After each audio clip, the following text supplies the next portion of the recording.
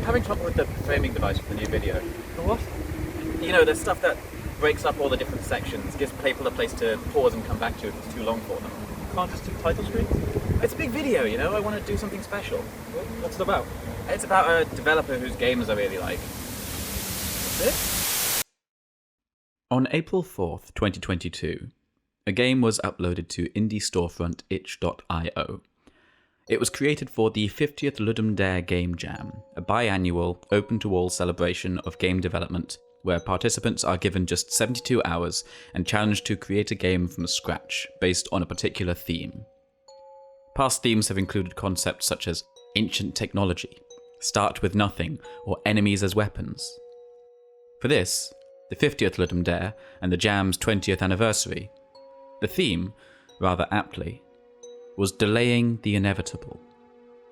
Entrants took to the theme in a multitude of ways.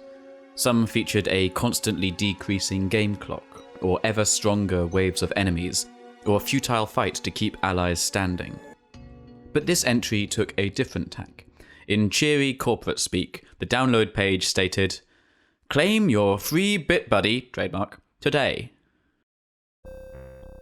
On downloading the game, you're presented with your very own slightly unsettling gremlin, in a manner that brings to mind an upscaled version of the old digital pet toys. With the notable exception that, as soon as the game opens, your new BitBuddy, trademark, gives you a very straightforward message.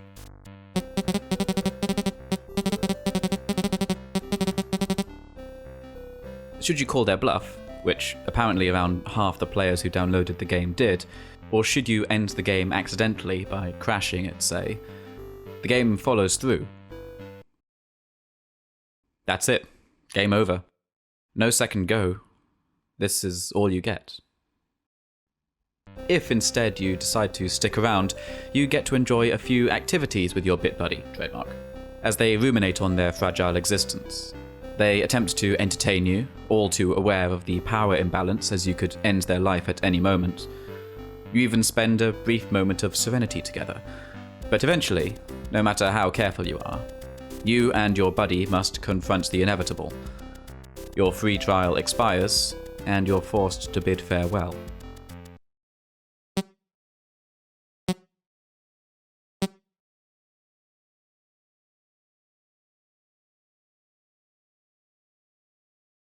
Even at its longest, it's a mere 15-minute experience with little interaction, but in that short period it manages to pack in a lot of humour, melancholy, medium experimentation, and a strong dose of existential dread.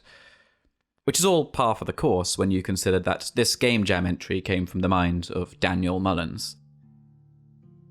Despite loving video games as an art form, I tend not to pay too much attention to new releases or upcoming titles. My Steam backlog is already big enough to keep me occupied for decades, and I frequently get new acquisitions in sales or bundles, so generally my method is to see an interesting sounding game get announced, stick it on my Steam wishlist, and then pick it up a few years later. That said, there are a few exceptions. I followed Tom Francis since he was a journalist rather than a developer, and I always enjoy reading what he writes. A few development studios have built up enough goodwill with their prior products that I'll always be about for whatever they put out next, like Supergiant, Arcane, or... With Silksong finally looking to be coming out of hibernation, Mullins is a member of this exclusive club, but my interest in his games goes even further than that. I personally think he's one of the most exciting solo game developers working in the industry today. Daniel Mullins graduated with a degree in computer science in 2013. During his final year of study, he worked with a partner on a few mobile games. The games failed. On graduating, he then had the opportunity to enter the industry proper as a developer for a larger studio. The studio went bankrupt.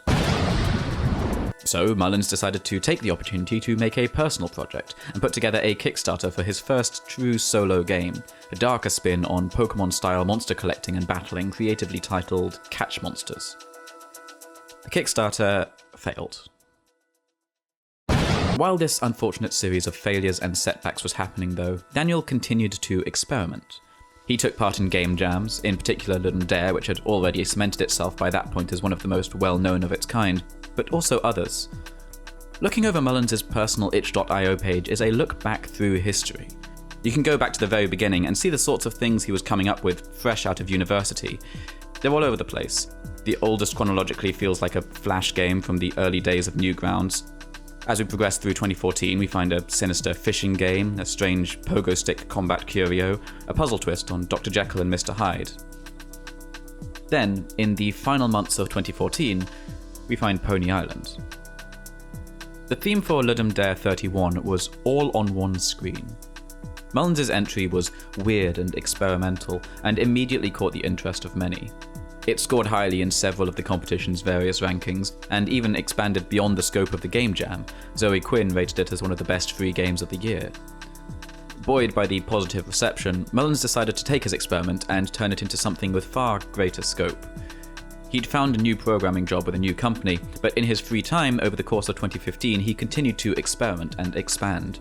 Working in collaboration with composer Jonah Senzel, and with additional help from his friend Simon Jenkins, the game began to take shape. In January 2016, Pony Island was released onto Steam. Thanks to strong reviews and word-of-mouth spread through streamers exhibiting it, the game was a success. Multiple outlets named it as one of the essential indie games of the year, and it gave Daniel the foothold he needed to enter the games market as a full-time game developer. Since then, Mullins has released 2 more full-length games and continues to put up weird game jam experiments to his itch.io page. I'm going to draw particular attention to Keep It Alive, which is a wonderfully tense and well-crafted little resource juggling game, and also One Room, which is a little too on the nose at times, but still made me stare at my screen in silence for a few minutes after finishing it. But the focus of this video is on 3 major releases: Pony Island, The Hex, and Inscryption. All 3 are brilliant in different ways. All 3 are brilliant in similar ways. Mullins' games share a lot of gameplay themes. They experiment with genre, they play with the fourth wall, and they contain layers and layers of secrets and hidden tricks. Likewise, all 3 games explore similar story tropes and themes, but frequently approach them from different angles and viewpoints. This video is going to look at all 3 games, first individually and then finally as a trio, and explore the threads that bind them. This is not a showcase of hidden content. Mullins' games are deep. There's an underlying shared universe that connects them that can only be discovered through small details and lines of dialogue, and all 3 games have tons of hard-to-find tricks. Finding everything a game has to offer could require editing registry files, deciphering complicated codes, even in one instance downloading and playing a completely different game released under a different developer's name. Daniel has a close relationship with his fans and has put together ARGs for them to explore, and even patched games post-release to add new surprises for them to find based on discussions in Steam threads. While I will be touching on some of this stuff where it's relevant, I'll leave the full breakdowns to other people. In the video description, I've linked a few videos that explore the sheer depth of each of these games for those who really want to get into the weeds. What I'm more interested in, once you start to strip away all of these layers of aesthetic presentation and coded secrets, are the narrative and design themes these games explore and how they relate to their creator. A couple of things before we start. Firstly, this video is going to be filled with spoilers. With the exception of the final section, I've tried to contain all major game spoilers to that game's specific section of the vid, but for the finale, all bets are off. Apologies, but there's no way I can talk about these games without talking about their many plot twists and how they end. And to be clear, Mullins' games are very twist-heavy, so if you're interested, do feel free to stop and come back later. But do come back. I worry sometimes I start too many of my videos by telling viewers to close the tab and go play the game first. It's probably not good for retention. Next, this is a video about Daniel Mullins, as he is the primary creator of all 3 of these games, and the one behind the stuff I'm focusing on: themes, programming, visual design, but none of these games are purely solo projects. I mentioned Jonah Senzel's work on Pony Island, but he's actually the audio designer for all 3 of Mullins' major releases, and his work on the sound cannot be understated. All 3 soundtracks are incredible, and the games would not be what they are without impeccable use of sound effects to create atmosphere. He deserves major accolades for his skill. Mullins has also worked with various 3D artists on both The Hex and Inscryption, and of course there are the multitudes of testers, localizers, real-life actors, and more involved. Almost no game is a true solo project, and I do want to try to avoid falling too deep into auteur theory, despite what the rest of this video may make you think. And finally, look, I'm aware these games aren't unique. There are lots of games from both before and after Mullins started that explore video games as a medium in a meta way, and many of those are classics. You might say I'm overhyping this developer, or point out that I'm not exactly breaking new ground here in making this video, and maybe you'd be right. Pony Island was a big hit in indie circles when it first came out, and Inscryption was a pretty massive talking point in general, way bigger than I expected it to be when I was first eagerly anticipating its release. All three games have by this point been pretty picked over to find all of their secrets. To which I can only say, well, firstly, I don't think anyone's yet taken a look at these games from the angle I plan to, as a holistic collection of themes rather than as puzzle boxes of secrets and codes. Not that that isn't also fascinating. And second, well, so what if they aren't unique? They're great games, and I want to talk about them. It's my channel, and I can, well, do what I want. Don't you think you're coming on a bit offensive? What do you mean? With the whole, this is my channel, I do what I want thing? Look, I just don't want people thinking of saying this guy as some sort of gaming messiah. He's just a really talented developer that I happen to like. You've named it The Genius of Daniel Holland. Okay, first off, that's just a working title. And secondly, you know what the YouTube algorithm is like. I've got to go with something eye-catching. And I still can't think of a better advice. In my opinion, Sure. You're overthinking it.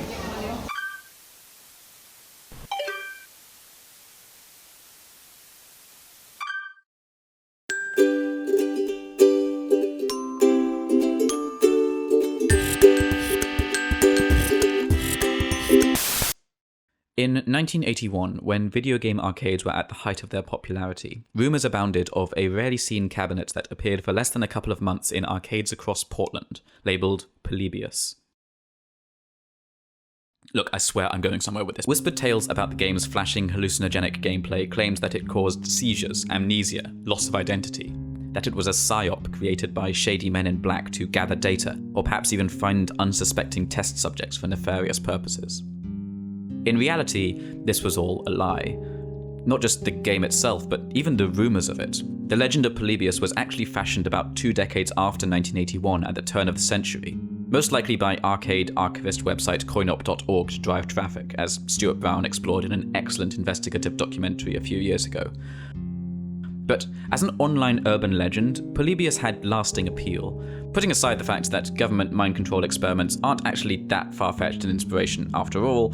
The idea of a video game as more than just a piece of harmless entertainment, but as something malicious and sinister, was fun to imagine, and the original legend was built to take advantage of the fallibility of memory and ease with which misinformation spreads. The legend of Polybius reached the height of its popularity in the mid-2000s, and laid the foundation for the classic internet horror stories that would follow.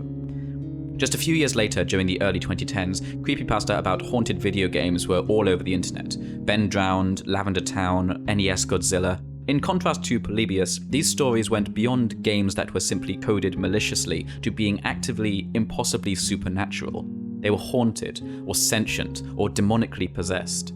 In a decade where games were seeing heavy experimentation, but also condemnation from outside sources for corrupting the youth or causing violence and harm, I think it's not too surprising that these stories of games themselves as evil, demonic entities were embraced by their communities in a kind of ironic mirroring of the issue. It's equally unsurprising then that these themes would serve as inspiration for actual games to follow. There were the various attempts to recreate Polybius, ROM hacks that would try and trick the player into playing a real-life version of various supposed haunted games, or whole-cloth creations such as 2012's I'm Scared that attempted to recreate that feel of a game that is hiding something sinister just beneath the surface. It's in that last camp that we find Pony Island. It's easy to trace the timeline from this game to those early rumours of sinister arcade cabinets. The game is designed with a sense of physicality. The protagonist spends the game standing in an arcade. We can see the rounded edges of the machine infringing on the borders, the fuzz of the low-resolution screen, which is an absolute fucker to record, by the way. At one point, the entire screen itself is thrown off kilter. At others, we can see smoke pour from the cabinet and hear the whirs of the internal machinery. Then there's the story itself, and the best place to start here is with the original Ludum Dare prototype. We start on a strangely ominous-looking menu screen, the cheeriness of the title offset by the jagged font and off-kilter colour layers, while a low hum drills into our ears. Attempts to start the game are futile, so we're forced to look to the options for help. Ooh, Kinect support.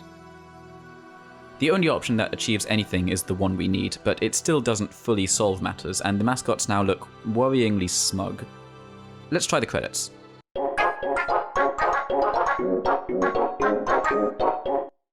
Yeah, that seems normal enough.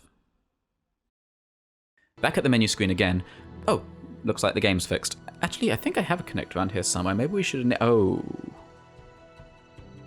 Once we do start the game up, we find which requires us to pay a soul to continue. Thankfully, we can click back away, which the game really doesn't take a liking to. Another attempt to play. Game seems pretty insistent now. Wait, what does this do? Once in the command line, we proceed to overload the system by spamming whatever messages we like, and the whole thing goes down. We're left with a peaceful, deathless version of the game to play to our heart's content. Oh. So that's the Game Jam version. Short, sweet, weird, but not all that much in terms of actual gameplay. Certainly a good base to build off though, which is just what Daniel did.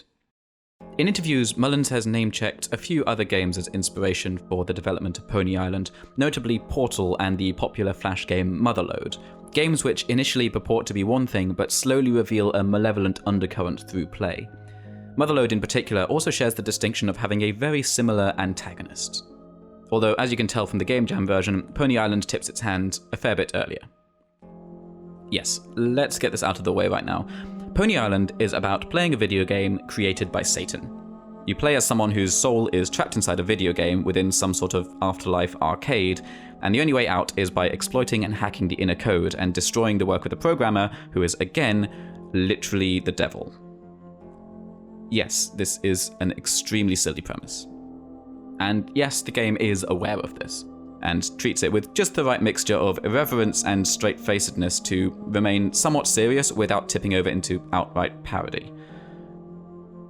Pony Island, the full release, is a game of threes. It's divided into 3 acts, each guarded by one of 3 bosses and containing a mixture of 3 gameplay genres, and the main brunt of the game is focused on the interplay between 3 characters. Sort of, we'll get to that. First though, let's start with the mechanics, and from those start with the actual eponymous part. It's time to finally show the game within a game of Pony Island.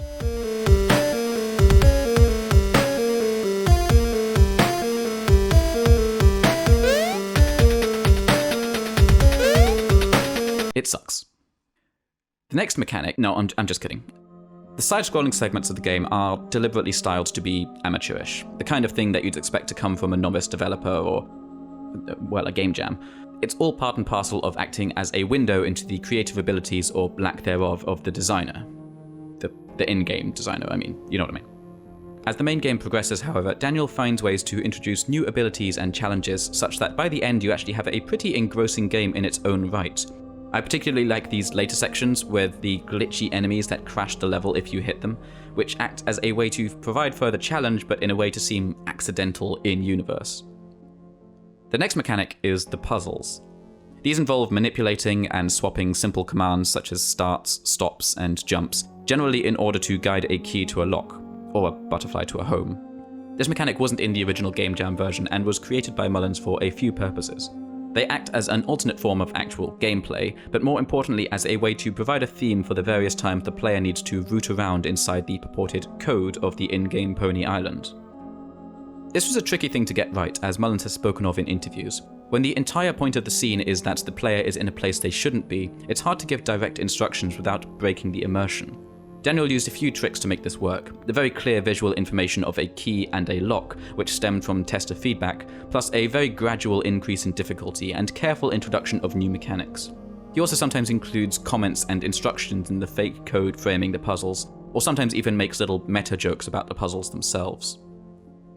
But as far as meta commentary goes, this pales in comparison to the third mechanic, which I'll tentatively describe as the framing mechanic. This is the shell that the other 2 mechanics are contained within. If the platforming is the central game and the coding puzzles are the inner workings of that game, then the framing encompasses the machine the game is played on. Gameplay-wise, this is closest to adventure game mechanics, as you navigate menus, chat logs, and generally poke around inside an unknown system, finding ways into places you shouldn't be. It feels like exploring a computer with an alien operating system, complete with the feeling that clicking the wrong menu option could cause the entire thing to go down at any moment. None of these mechanics are separate, they're all continually building off and affecting each other. To illustrate this, let's look at the first act of the commercial game. We start similarly to the Ludum Dare version. Start menu broken, so we head into the options to fix it. This time though, when we try again, we're introduced to the puzzle mechanic, then again during the loading screen, which is also where we're first introduced to our antagonist. Then the first set of platforming levels, which are interspersed with more puzzles, the final one of which has us deliberately crashing the game, leading to the desktop. We have a chat with our ally and our enemy, and the latter drags us back into Pony Island, which has been rejigged to be challenging but fair.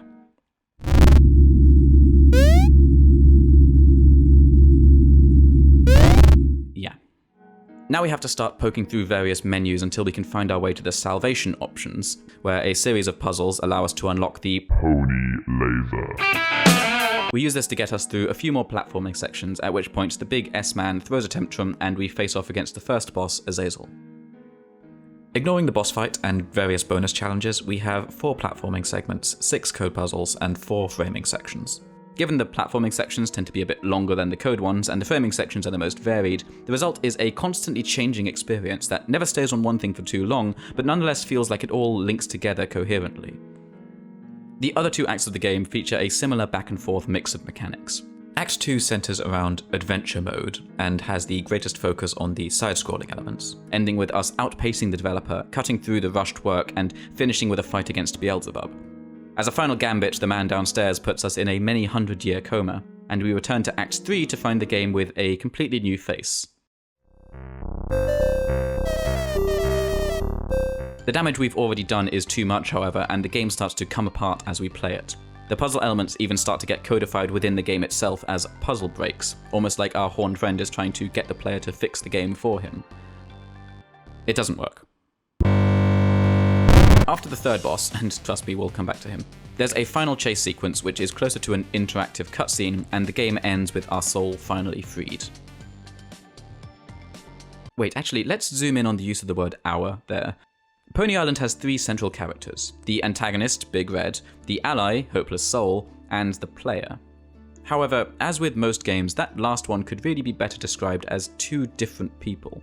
You have the actual player, the real physical person sitting at their computer, and you have their avatar, the in-game character, Theodore. Theodore was a crusader from the Middle Ages who died in 1252, trying to storm the gates of Jerusalem. Specifically, he tried to storm the Golden Gate, the only one which is kept permanently closed. Good work, bud. For his crime of, crusading, albeit ineffectually, Theodore was sentenced to purgatory. Pony Island is Lucifer's way of attempting to collect the souls of those stuck here.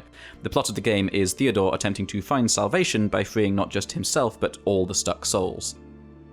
But the thing is, much of this backstory is deliberately kept hidden. When we initially start up the game, we are given no inclination that our avatar is intended to be anyone other than ourselves. The lines start to get blurred as the physicality of our location and body become clearer, but the only way to actually find out about our past is to discover and question this fucker in his hiding spot in each act. What's interesting though is that a single playthrough will only get the player so far. The only way to get every fact about Theodore's past is to play through the game multiple times, in doing so intentionally breaking this facade that most games maintain of each playthrough resetting the game and starting over. Pony Island really leans into the idea that while playing a game, the protagonist exists in a kind of quantum state between the actual human playing and the avatar they control, and Mullins deliberately muddies that line. At varying points, the game starts to very clearly target the player, not the protagonist. The game will close itself, or fake crashes. Our second character, Hopeless Soul, frequently talks to us specifically. The final moment of the game is a direct appeal to the player to uninstall the game, as the only way to finally free them. Kind of a reverse Bit Buddy trademark, in a way. Hang on, just one sec. The most notable Hopeless Soul moment is the one that few players will have actually experienced. There are 24 tickets a player can collect while playing, requiring careful exploration and often some pretty lateral thinking. Collecting all of them stops the game dead, as Hopeless Soul again addresses the player directly. They congratulate us, briefly, and then remind us that by doing all of this searching, we were deliberately prolonging their imprisonment. And as we're clearly the kind of player who refuses to leave well enough alone, the only possible way they can reward us is with a secret boss fight. And it's pretty great, honestly.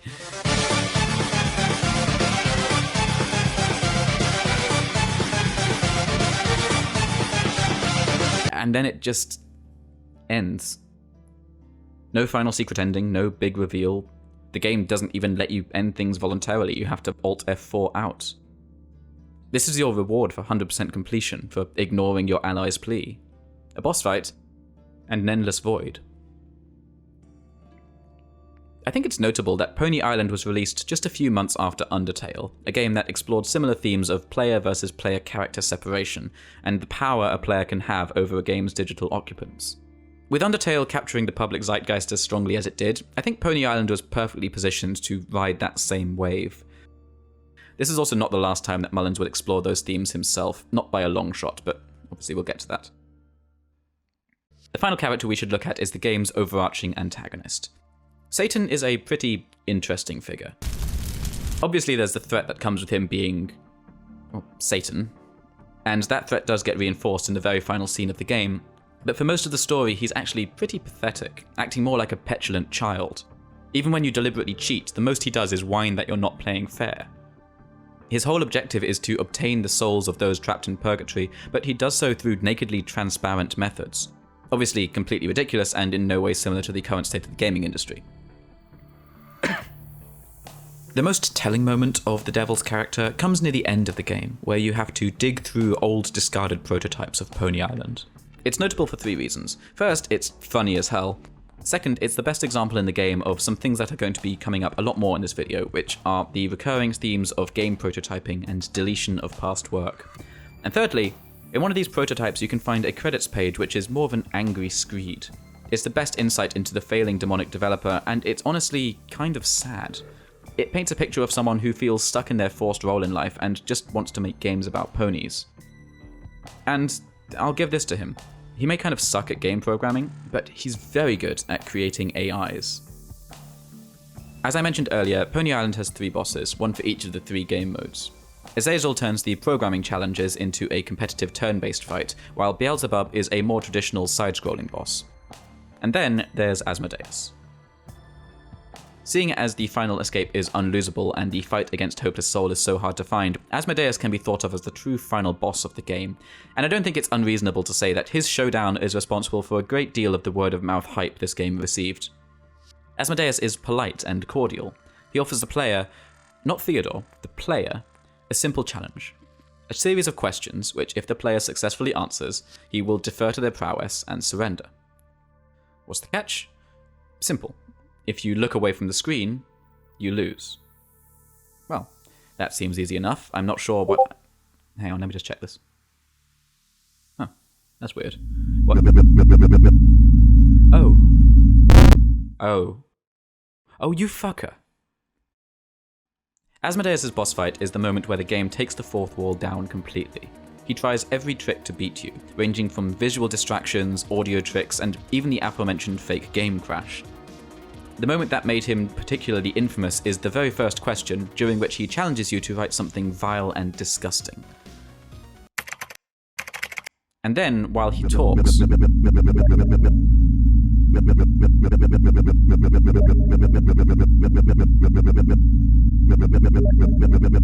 That's an actual Steam friend of mine, by the way. Or, more accurately, a facsimile of them. Probably. Wait, what? Oh, god damn it! Daniel has talked a fair bit about this moment and the glee he felt at first finding out that he could pull from the Steam Friends API, and many reviewers and streamers have noted it as a high point of the game. It's a great moment and very cleverly done. This kind of directly messing with the player using elements outside the game was pretty rare at the time. Again, remember this was only a few months post Undertale. I don't know if the massively popular reaction to Asmodeus inspired Daniel for his future projects, but this metafuckery would go on to be a signature of his games. Looking at Pony Island as a whole, you can definitely see a lot of recurring themes in Mullins' work that were just starting to come together, themes that we'll look at in more detail later, but there's one in particular that's already pretty much fully formed: the relationship and conflict between game developer and player. Satan's role in the game is not as a collector of souls. That's his job title, sure, but his role is as designer and coder of Pony Island. Satan is every amateur game dev with sights set on the stars and far more ambition than actual talent. He's constantly biting off more than he can chew, constantly throwing out old projects and trying to start over, and constantly, petulantly struggling against a player who gleefully takes every opportunity to break apart what he's put together. He's every long-abandoned forum thread where a hopeful novice armed with nothing but the Source engine and a bunch of stolen asset packs met the cold indifference of the internet. Every developer who refuses to listen to feedback and insists that their audience is simply unable and unwilling to see their vision. Pony Island is a parable on game development.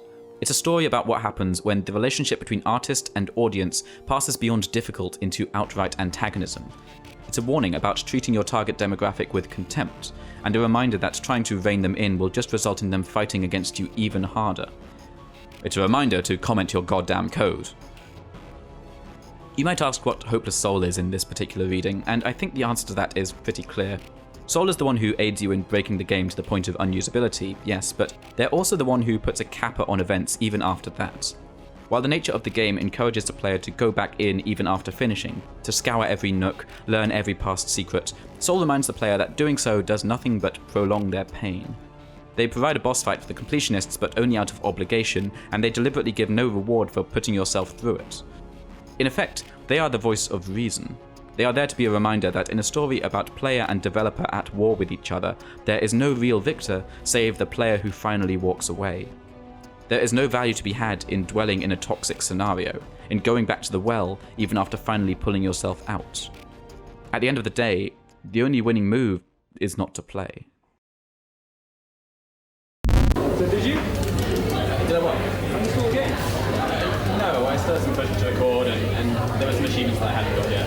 Does that kind of undermine your point? I mean, in my defense, just because I can understand what a game is going for, doesn't mean I'm going to be able to follow through with it. It's not like the game you do anything to you, right? Yeah. Huh. What? Just an idea. Let me get back to you.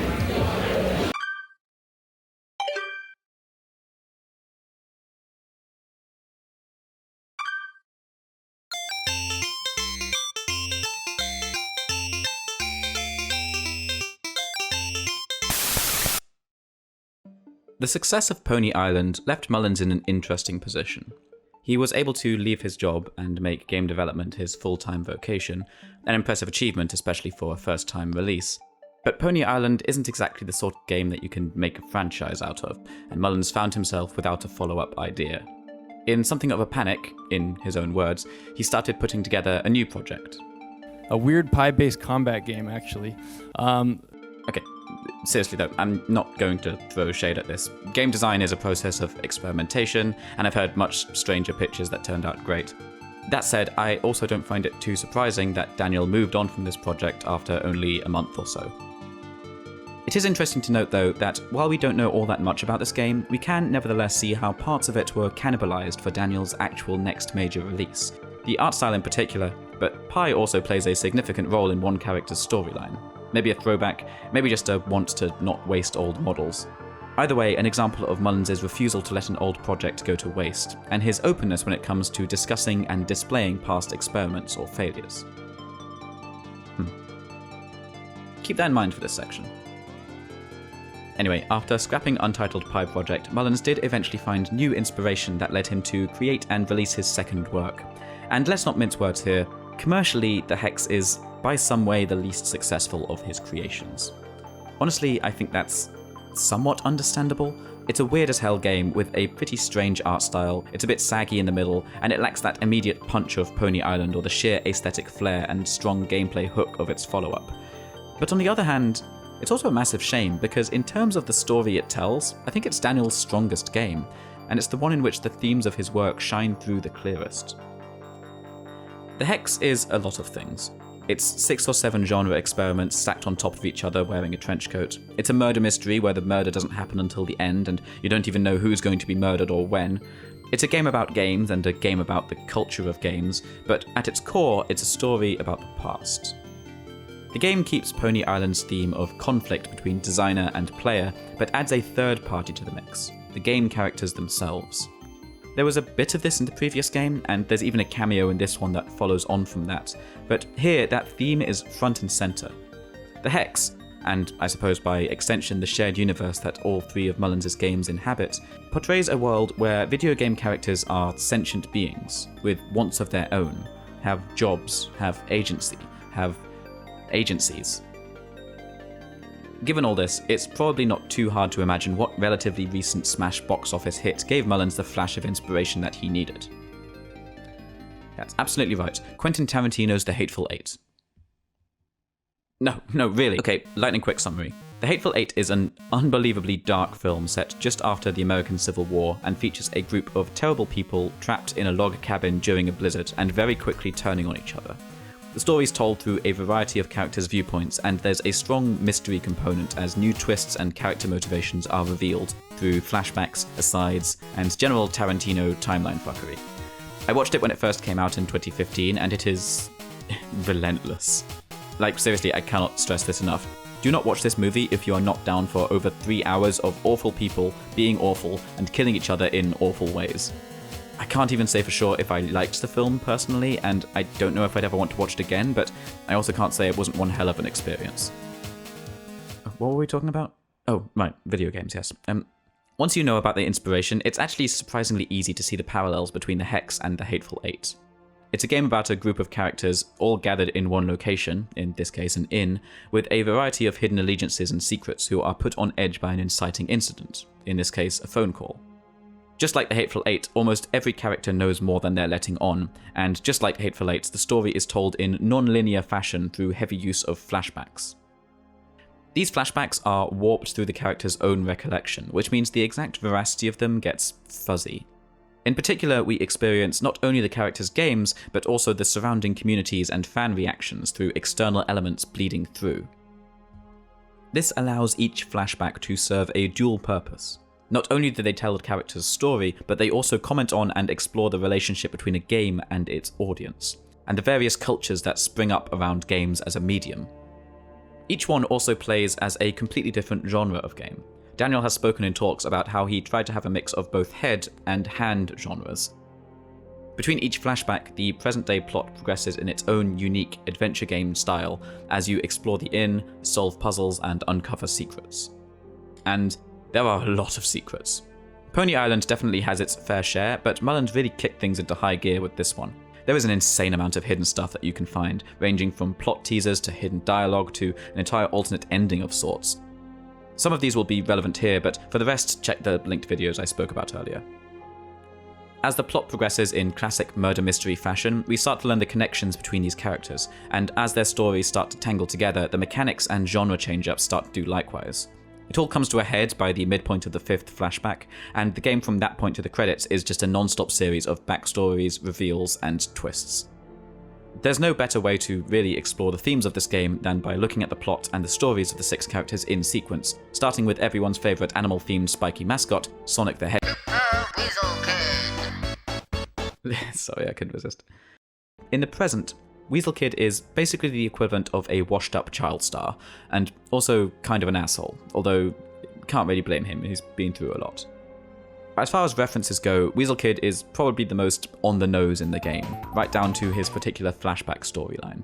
Gameplay-wise, it's a simple platformer intended to be our first look into how the Hex will shake up the gameplay, and in the grander narrative, it's mostly about setting down some groundwork, subtly introducing a few recurring characters and elements, and hints at a darker undercurrent.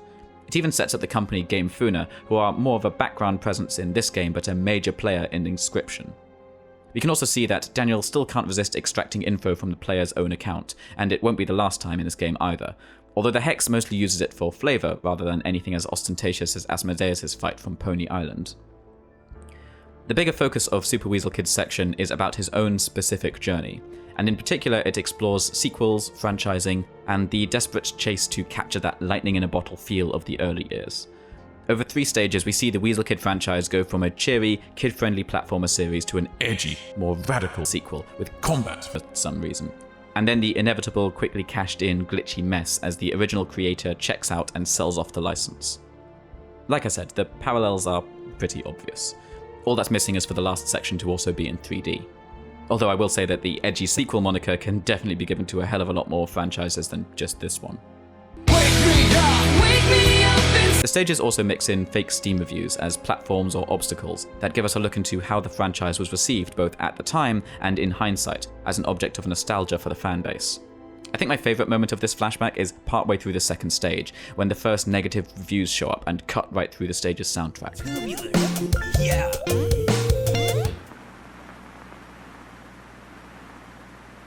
The The way this flashback concludes, with a messy ripoff made with no input from the original developer, is also given a bit of extra tragedy on replay, when we find out a bit more about the dev himself, and how this whole franchise was basically made by an amateur teenage dev who got in over his head and panicked under the weight of fandom expectation. Then again, on replay we also know he was kind of an arrogant asshole, but I mean, come on, he was a teenager. I think we can cut him slack for this one at least. Speaking of fandom expectation, while this section only mostly sets up teasers of the main plot, theme-wise it also sets up one of the major forces in this game: players. Not the player this time, I mean the in-universe players and fans. In particular, it's important to note how we're introduced to the audience, via semi-anonymous Steam reviews. This is how we'll be viewing the fans throughout the Hex, whether from the game characters' perspectives or the devs. Not directly, not individually, but as one mass with many voices and fake faces who may not interact directly for the most part, but are nonetheless a constant background presence, impossible to ignore. This isn't Wreck-It Ralph or Toy Story, where the audience's reactions are seen up close and the in-media characters are trying to appeal to them. Here, the game characters see fan reaction mostly as a force, one to be steered or harnessed or fought, but certainly not deferred to. I think that's a key difference here that gives the Hex a uniqueness. Ralph might have gone rogue, but it was only to get some recognition for the job he felt resigned to do. The main characters of the Hex may be aware that they're video game characters, and they may even enjoy some of the games that they star in, but that inherent power dynamic of being literally designated playthings is something they're all too aware of. And unlike BitBuddy, as we'll see, they are more than ready to fight against it. This is explored further when we enter the second flashback for fighting game character Bryce. Design-wise, Bryce to me is pretty clearly intended to evoke a certain stock character archetype, primarily seen in fighting games and beat-em-ups. You know the sort. If it's a fighting game, they're probably the one black guy on the roster, and if it's a beat-em-up, they're probably being used as generic thugs or gangsters to wail on. It's an archetype with a pretty rough history, particularly when put in the wider narrative of how black people are depicted or not depicted in games, but thankfully to Daniel's credit, Bryce is more of a deconstruction of it. Specifically, he's not really a fighting game character. He originally came from a harmless cooking game, and was unceremoniously plucked from it and put into the role we see him in just because the dev liked him and somewhat tellingly thought he'd fit. I don't know how much of this was an intentional deconstruction, but given I'm white as hell, I'll forgo a proper deep dive on the subject. In lieu of that, I'll link a great little video by The Storyteller down below that goes over his experiences as a black gamer and how he saw himself reflected in games growing up. Definitely go check out his channel, there's some really good stuff there. Anyway, Bryce's section is one of my favourites in the game. It's tight, funny, and I especially love this training montage near the end where it smash cuts between a selection of opponents. It's very slick. His story is also great. Bryce is a fish out of water, having been plucked from his non-combat game and dumped in this Super Smash Bros. Alike, and his section explores fighting game communities, tier lists, rebalancings, and nerfs, as he seeks to become too broken for the franchise in an attempt to escape his fate and go home. Between each fight, you get the ability to choose a power-up to make yourself stronger, as a way to symbolise Bryce's improvement, as well as the dev team increasing his strength. It's admittedly a bit muddied. How much freedom Bryce actually has as an in-game character to determine his own level of brokenness is somewhat unclear, as well as why the player is able to choose his power-up, but I think this can mostly be explained away by the hazy nature of the flashback framing device that I mentioned earlier. We may not be seeing things as they actually happened, but we can pretty clearly get the gist. This section is also where we meet two of the central antagonists for the game, Sado and Irving. Both continue to show up throughout the rest of the game, fulfilling very opposite roles in the narrative. As you can probably tell from the everything, Sado is, well, I'm an agent of chaos. She's pretty much what you'd expect. Some sort of sentient computer virus or AI created by the developer's ex-friend in an act of sheer spite. Sado's role is primarily to show up out of nowhere, screw with everything, and then leave. Her machinations range from annoying to straight up evil, and she seems to have a real knack for surviving anything thrown her way, even managing to escape into the real world by the end of the game.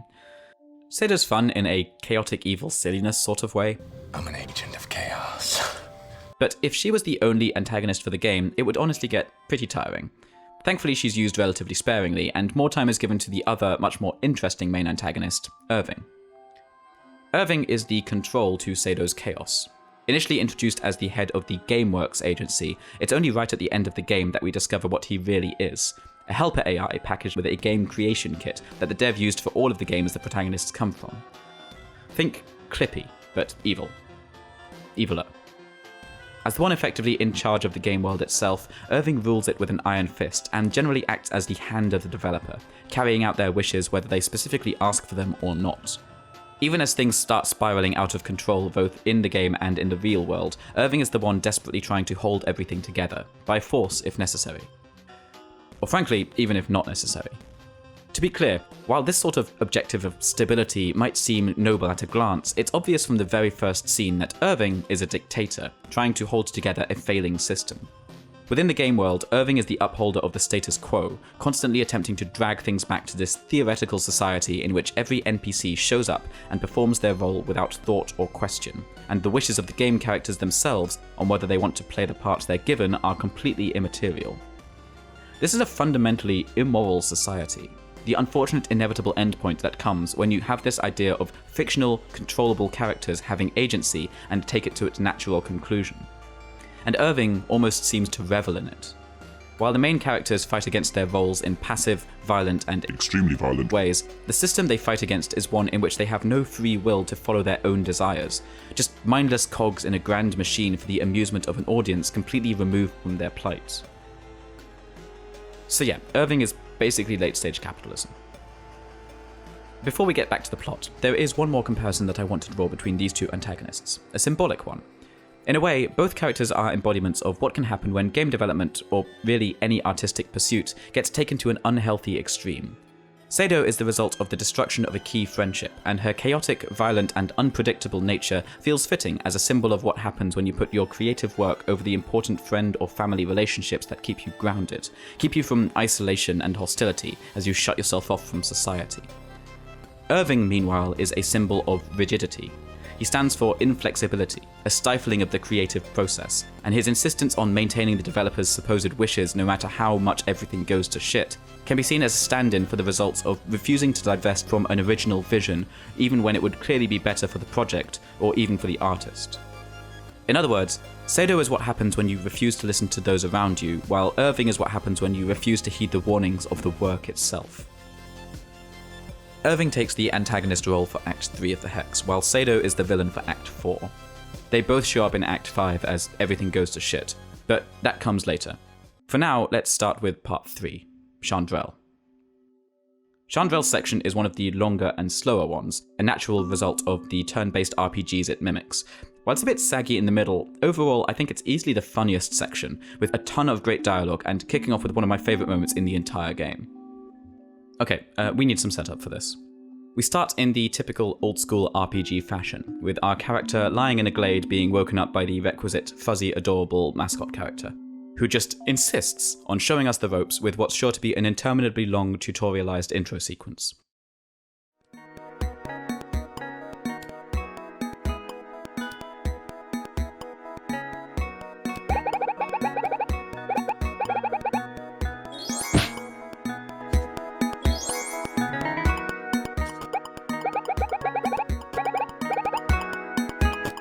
But while being shown the ropes of combat, we find something interesting waiting in our inventory.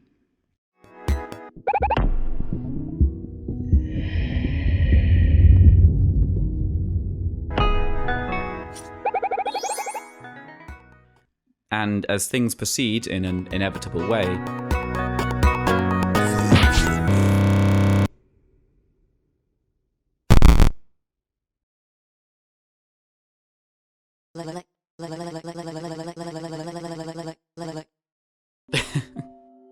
amazing. So, Chandrel. The most anarchic of the Hex's protagonists. We first met her in the previous section, where she introduced Bryce to the idea of becoming too overpowered as a means to escape the game they were in. Here, she's once again forced to be the pawn for a new franchise, once again she hates it, and once again she is determined to get out, no matter how many adorable fuzzy mascot characters she has to kill.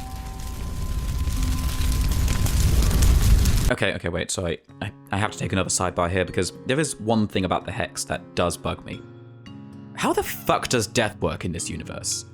Killing Fuzzy Whiskers over here does absolutely seem permanent in some way, given how it's reacted to in the game world, and there are plenty of characters who are very definitely killed off, especially in the last half of the game, but we also kill some bosses who show up just fine later, and we can slaughter our way through typical RPG slimes and wasteland raiders as much as we like. Are they just expendable, or is there some sort of override for characters who are meant to be killed that stops lethal damage or resurrects them somehow? If it's the latter, then that's weird because you'd think it would be turned on for everyone, and if it's the former, then holy shit, what the fuck? This society is even grimmer than I already thought. I mean, it's bad enough with the slimes and kobolds, they're still clearly sentient, but some of these enemies are just straight up people in armor. Are they aware that they've been created only to be instantly killed? Are they simply made without a fear of death? Are they made without a sense of death at all, just mindless automata created for the slaughter? That would mean that this is not simply an exploitative game world, but an entire universe beneath our own in which playing any game is being complicit in the creation and slaughter of untold millions. Obviously, Chandrell's section uses Twitch streaming as a framing device, and this is a key aspect of the plot, as in-universe, the flashback is of the first public playthrough of the game, which Chandrell aims to ruin to prevent the franchise from getting off the ground.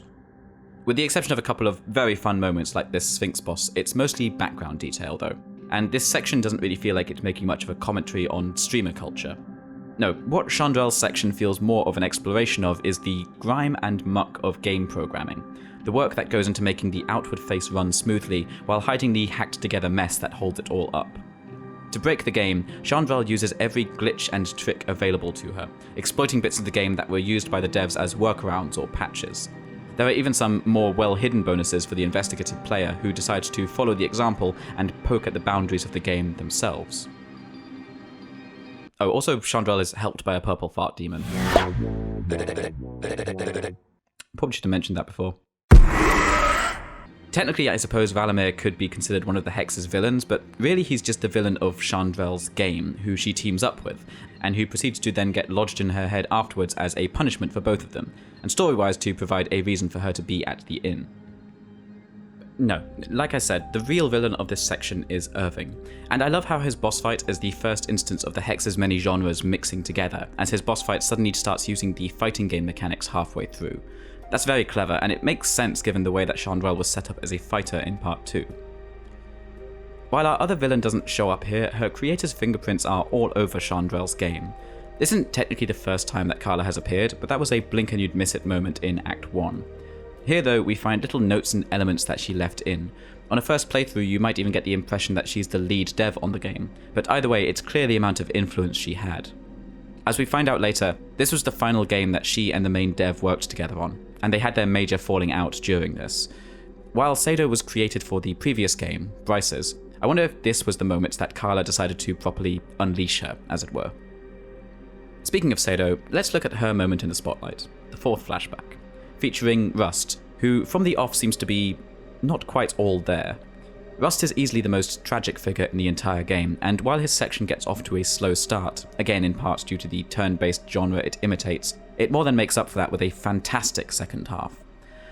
Rust is fairly obviously a pastiche of your Fallouts and Wastelands, particularly the earlier isometric ones, although the smaller grid-locked fights are close to something like XCOM, or to my mind the incredible Into the Breach. In terms of story, Rust is the most divorced from the other characters, as his unfinished game and deteriorated mental state, which are very much linked, have left him completely unable to separate his role with the out-of-game reality. The first part of his story features us playing through parts of the game which the developer actually put out, but from there things veer off sharply as modders stepped in to rummage through what was left. This is the external theme of Rust's section. Fan communities, modders, and the various ways in which fans will keep old games alive. In addition to the expected,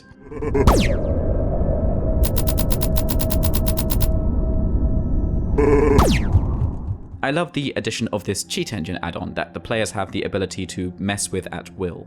It allows Mullins to put together some pretty challenging fights, but still allow the player to creatively tackle them, and even set their own difficulty on the fly.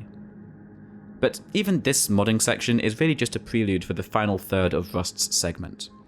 While there are some on-theme boss fights, Sado is the actual antagonist for this section, and her appearance is the point where the plot goes completely off the rails.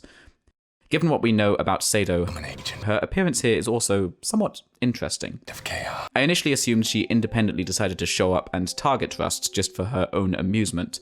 But the title of this section, as can be seen in replays, strongly implies that she was deliberately modded in by Carla. It speaks to the level of bad blood between the developer and Sado's creator that she's still taking the time to even mess with the dev's unfinished projects. Sado is presented as a traditional boss fight, but it's all a trick. There's no way to win here, and she gleefully takes apart your strategy and kills Rust's son and only companion, Rocky. Even if you try using the hidden cheats that you can discover later that allow you to insta-kill any enemy.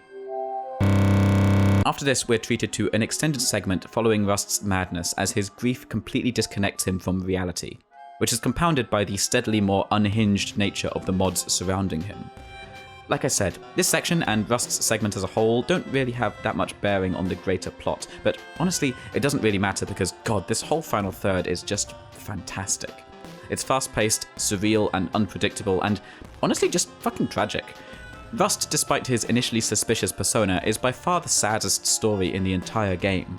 A tale of a character set up from the start on a doomed and unfinishable journey, abandoned by his creator, turned into a plaything by fate, and driven insane by grief and a universe whose rules would change seemingly at will as scavengers pick over the remains of what the absent architect left behind. Take note, people. This is what your big-titted Argonian mods are doing to your Skyrim characters. I hope it's worth it. There's a bit more I want to say about the modding theme, but that will need to wait for some further context in the final section. We've got one more story to go before then, and... okay, this is the big one. Let's do this. Part 5. Lazarus. We first met Lazarus as a companion in Chandrell's story, which ended with him being shipped off to Vicious Galaxy. Here, we get to find out what that means. Lazarus' section is where shit all hits the fan, both inside the 6 Pint Inn and out. I haven't been talking much about the containing story so far, and that's because it's been a pretty slow burn, mostly consisting of exploration, conversation, and secret hunting.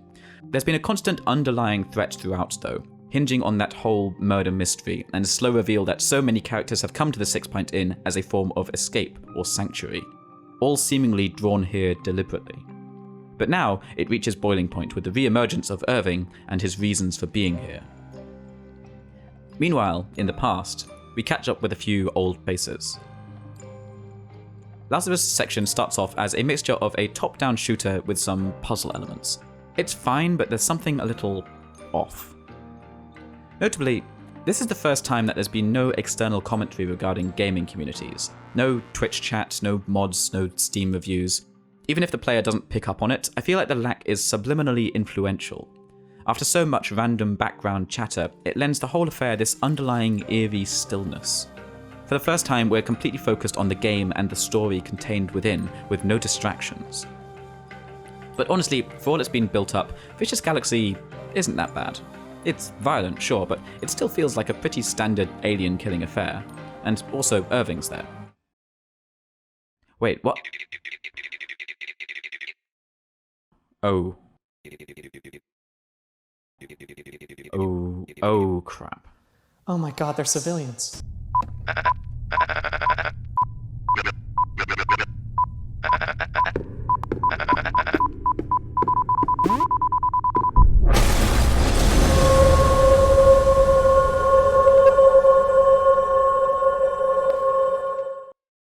So, there's a lot to unpack here. To avoid burying the lead, let's spell out the full plot. Lazarus' flashback features himself and several other characters conducting a raid on the Gameworks, the agency Irving leads, in order to steal an artifact with certain abilities that would allow for breaking the system they are forced to take part in. In order to do this, they manipulate an unknowing player, that's you, congratulations on your new stardom, into allowing this under the pretense of a standard science fiction shooter. The mechanics of how exactly this works are left deliberately vague, and frankly, I think that's fine. It's not the focus here. The important part is the sudden inclusion of the player for the first time in the game. That may sound surprising, given that the entire game up until this point has been about gaming and gamers, but all those previous instances have been about gaming culture. The players were a collective, faceless entity, named only briefly for an opinion before sinking back into the mass.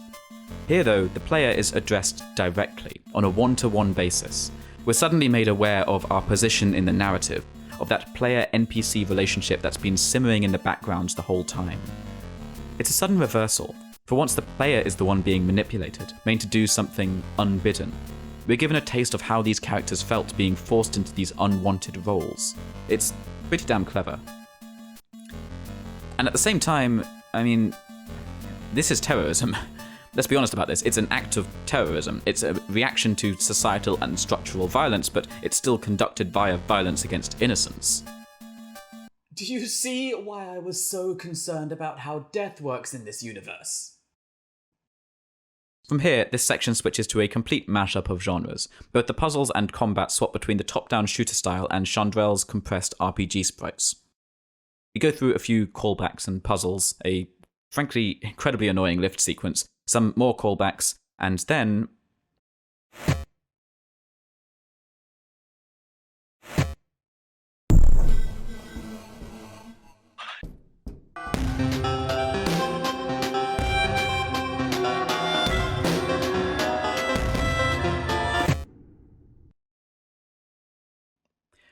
I suppose Sado's section is technically a boss fight, but it's clear she's mostly just playing with us, and this feels more like an excuse for Mullins to throw in even more references to other games. Anyway, Lazarus collects the item he came for and flees with his prize. This final section, where we see Irving talking to what turns out to be the developer, is very unnerving. The sudden inclusion of actual real-life footage, grainy and compressed as it is, really solidifying the feeling of a completely different level of reality between the world we're looking at and the world Irving's boss inhabits. Our world. Lazarus doesn't escape scot-free, however, and his flight to the inn has him pursued, which brings us to...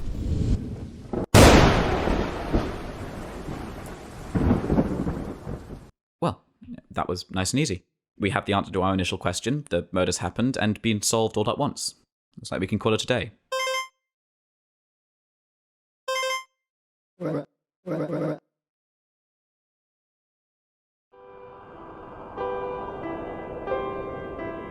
Thanks for watching so far, and remember, this video is sponsored by Raid Shadow. Okay, not really, obviously. There's more to come.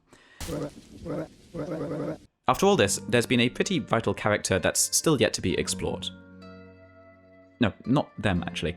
See, we've been talking this whole time about these various games' relationship with their fans and the characters that inhabit them, but we've only been skirting around the third party, the developer.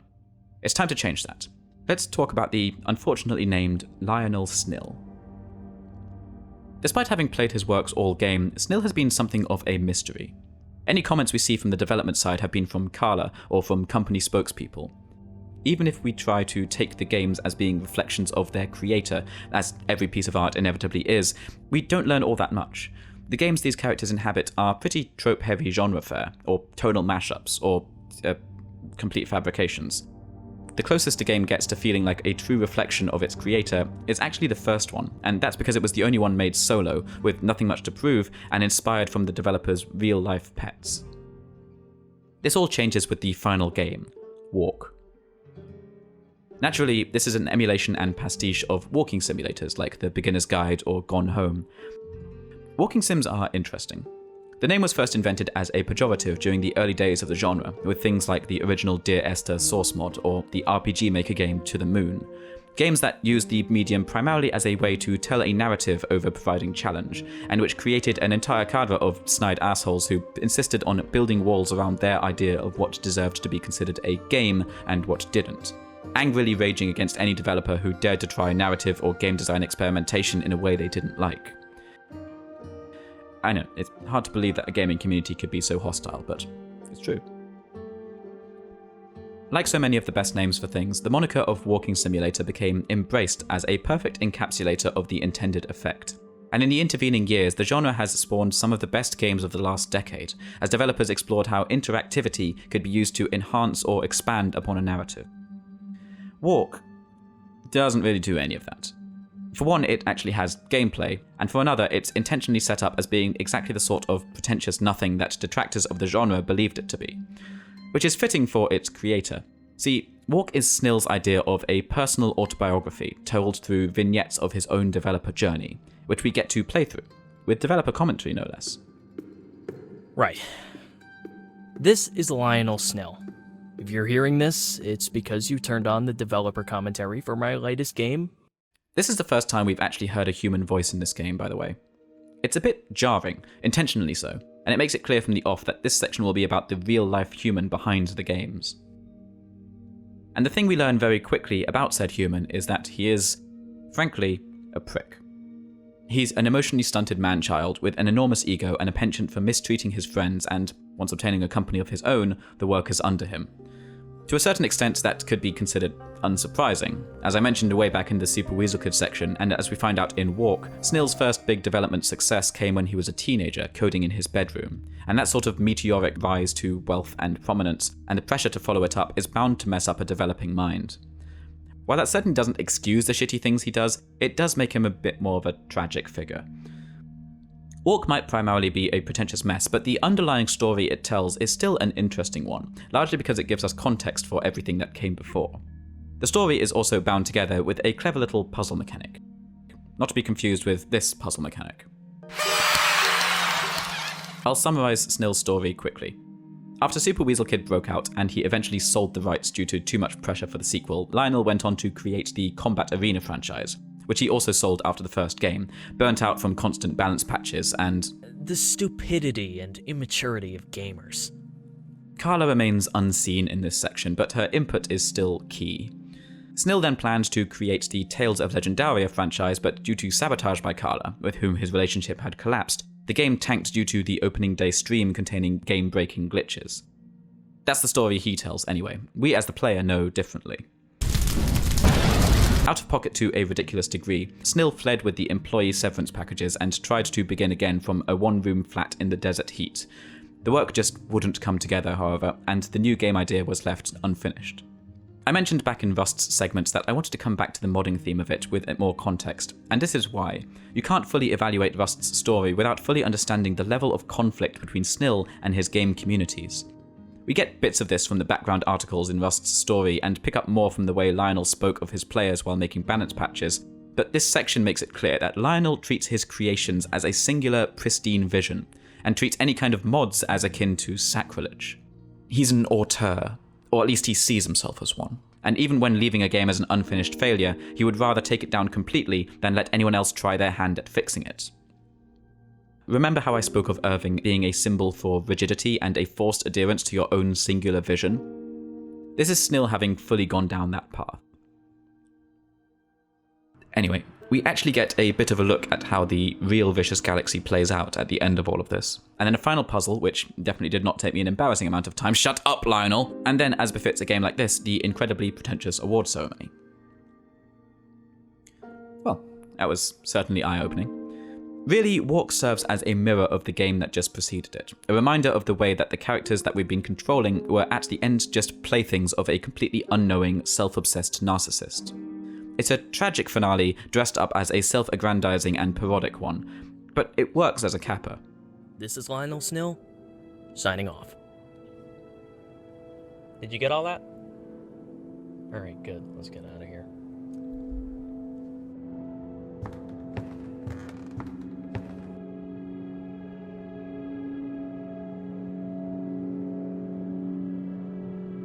Right. Okay, I think we're done here. Thanks for watching so far, as always. This video was sponsored by NordVPN. Super Weasel Kid was not my first game, that was my first game. Right. Yeah. Here's a literary fun fact that may or may not be true. The idea of the butler did it as a trope in murder mysteries is so old that we don't really know the origin of it. It's commonly attributed to the 1930s novel The Door, but a year before that we already had writing guides for mysteries that recommended against the trope for being a cliché. The idea is pretty straightforward and still perfectly workable though, even if the butler specifically is now considered too obvious. All you need is to have the main cast take up the audience's focus with their own personal stories and striking appearances, while the real mastermind remains relatively in the background. There is one more character that we haven't touched on yet. We've been in and out of many different stories, but back in the present there's one person whose mind we haven't seen. In a great bit of foreshadowing, the order we control characters through the Hex is the same as the order their games were released. But the very first character we control isn't actually Super Weasel Kid. It's Root Beer Reggie. Reggie was the star of Lionel Snill's real first game, a simple rip-off of classic real-life arcade game Tapper. And at the end of part 6, we get to play it.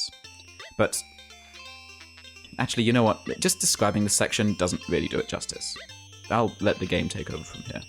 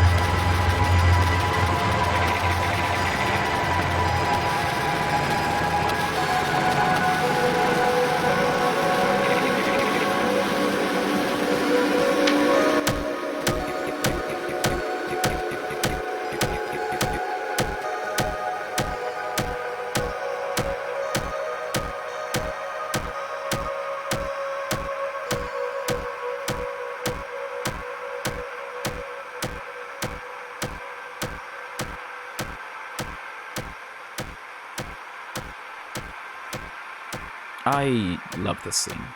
This might honestly be my favourite scene in any Mullins game. The slowly encroaching glitches as the game and memory collapse, the way the past and present versions of Reginald keep flickering over each other, the way the game has you continuing to play throughout as if everything was normal, mirroring Reggie's stubborn refusal to leave. The incredible music. Shout out once again to Jonas Senzel for his work here. Everything is just perfect.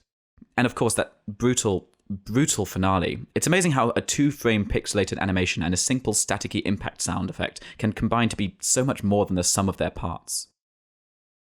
So yes, Reginald is the mastermind behind everything, and this is where the game plays its final hand. Specifically, yours.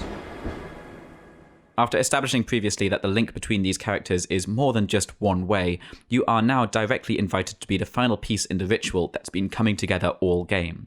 The reason for this theft and killing. The reason all these characters are gathered here at this inn. A simple tale of revenge. We were told that someone at the inn is planning a murder, and that was true, but Irving was just collateral damage. The real murder happens now.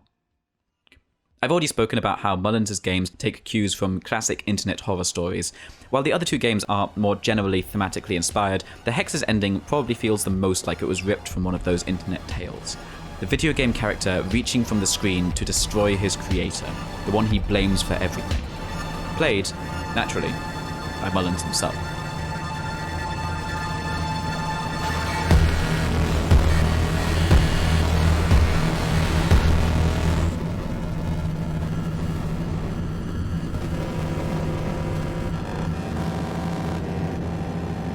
Also, that one-liner really has no right to be as good as it is. At the start of this section, I talked about how The Hex is, at its core, a game about the past.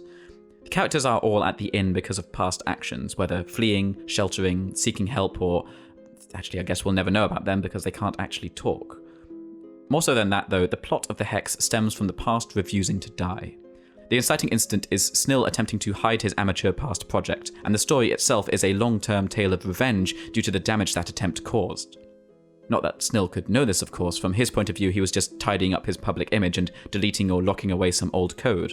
While he claims to be the hand of the developer, Irving is the true villain. Snill is just the oblivious instigator. Throughout the game, we continue to see examples of the past bubbling its way up to the surface. Sado is the result of a broken past relationship coming back to haunt Lionel. Rust's entire segment is the outcome of Snill fighting to let his failed project be forgotten while modders try and save it. Really, I think that Rust's segment, while divorced from the rest of the game story-wise, might be the purest in terms of the underlying theme. Pony Island focused on the small scale of a dev versus a single player, but the Hex has that same conflict writ large, with the dev's war with his own audience acting as the backdrop to the central conflict of the game's NPCs fighting against both. The final point I want to bring up is a minor but interesting one. Mullins' decision to use himself as the actor for Snill may have just been a joke or a cost-cutting measure. I can't say for sure, but I like how well it works as a contrast. Both Mullins and Snill found success with an early game creation and struggled to come up with a follow-up, but unlike Lionel, Mullins has always been extremely open about his past projects, including the failures, and has always interacted very closely with his game's communities, encouraging them to poke around and find the many secrets he's hidden away. It's almost like he's using Snill as a mirror, a reminder to himself of the dev that he should strive to avoid becoming. I don't know if this parallel was intended or not, but either way, it's fun to think about. Death of the author and all that. Oh, yeah, sorry, poor choice of words. Okay, this part was way longer than I anticipated. Thanks for sticking with us, and remember, this video was sponsored by Bad Dragon. Oh, come on! Okay, so there is actually one more thing to talk about. The Hex actually has a secret bonus ending. To find it, you have to decipher various clues scattered throughout the game, then download a completely different game, published under a completely different developer, which is actually a remake of one of Mullins' old Game Jam projects, and then play that, find a code, combine that with the code from the Hex, take that back to the game, finally plug it all in. Simple. It's a short piece, and it's instigated by Lionel. He reaches out to Carla in a failed attempt to reconcile that also acts as a semi-failed attempt to put out a final message. He talks about his relationship with the characters he created. He muses on the worries that have been coming to him recently about whether his creations may be more real than he initially thought. And he apologizes for his past actions, done in ignorance. At face value, it's a bit silly. A man apologizing to the fictional character he made for trying to hide him away, but taking in the context of the rest of the game, it's really the biggest tragedy of all. Not only was Reggie's vengeance carried out against a man who was ignorant of his own past actions, but it's possible that some sort of reconciliation could have taken place. All that he needed to do was let the past be the past. It's also worth mentioning that this ending could only take place because Sado's creator, Carla, agreed to carry out Lionel's request. So, that's nice. Maybe some reconciliation could take place there, too, if she's willing to do something like that with no ulterior motive. The idea I was thinking was that we... What's with the ads? What? The ads. You don't have ads in your videos. Doesn't that make the whole fake ad read thing pointless? It's fine, it'll work. So, what I was thinking... And they're all bunched up in the middle? Shouldn't they be at the end or spaced out through each section? It's fine. And you're going to have a problem getting NordVPN sponsorship in the future. Forget it, I'll do it myself. The hell?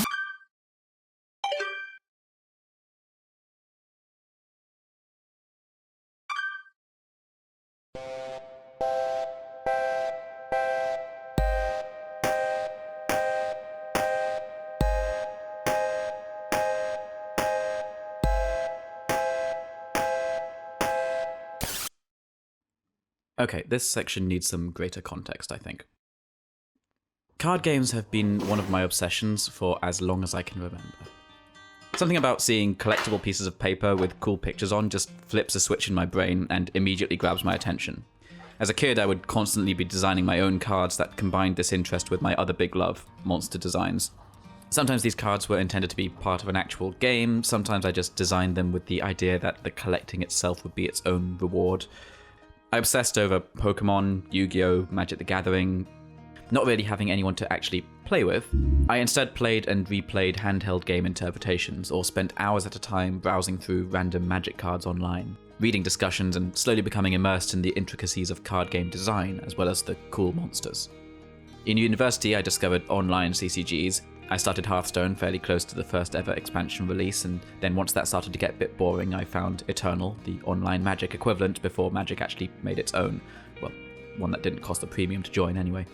At the same time this was happening, Fantasy Flight were putting out their reboot of Netrunner, still one of the best card games ever devised, which naturally meant that they discontinued it. It's still going through sheer fan devotion, but I'd already started to fall off by that point. This is only the cliff notes, by the way. I am skipping over so many other card-based collectibles that I have investigated to some degree. This has been a constant undercurrent in my life for most of my living memory. Some I never truly got into, some I just lost interest in, some I decided I had to step away from because I wanted to control my spending and try and rein in my collector's obsessiveness. And almost all of them would have been thrown aside anyway once Slay the Spire came out. Slay the Spire wasn't the first game to combine the card-collecting, engine-building satisfaction of deck-building card games like Dominion with the endless replayability and constant surprise of roguelikes. That honour would probably go to Dream Quest, or going even further back, the old Magic the Gathering Chandalar game. But it was the codifier of the genre that exploded following its rise in popularity. Frankly, it probably deserves a video in itself, so I won't dwell on it too much other than to say I genuinely think it's one of the greatest gaming creations of the new millennium. An endlessly fascinating jewel of design that sucked up hundreds of hours of my playtime, and many more watching streamers, reading strategies, and generally rewiring my brain to such a degree that I can't even pick cutlery for dinner without considering how it'll affect my late-game dessert build. With the exception of the occasional Cube or Commander Magic Knight, deck-building roguelikes have since become my main outlet for managing my card game obsession. I say all this to help emphasize how I felt when, in June of 2021, I found out that Daniel Mullins, a game designer who had already grabbed my attention on multiple previous occasions, and who I knew for experimentation within the medium, was making a horror-themed deck-building roguelike. Hopefully you can now understand the sheer level of excitement that I felt. While I knew that just as with Pony Island there was a Game Jam prototype, I held myself back from playing it. I wanted to go into this thing completely blind. Instead, I simply watched the initial reveal trailer over and over, counting down until the release date. And even though I was expecting surprises, I don't think I, or anyone else for that matter, could have predicted the curveball that Mullins would throw at us. Namely, and here's where the spoilers start by the way, that everything that had been shown, from the screenshots to the trailers to the prototype, would make up barely even a third of the full game. But I'm getting ahead of myself. Let's start by looking at that aforementioned Game Jam release to see where Inscryption's bones were first set. The theme for Ludum Dare 43 was Sacrifices Must Be Made. Mullins' entry for the Jam was called, well, actually the exact same thing. In many respects, this short teaser is actually a lot grimmer than the game that followed. That one is a lot more flashy, a lot broader in scope, and a lot more meta, but Sacrifices Must Be Made is just a short, concentrated shot of horror. It places you in a log cabin, starving and alone. Well, nearly alone.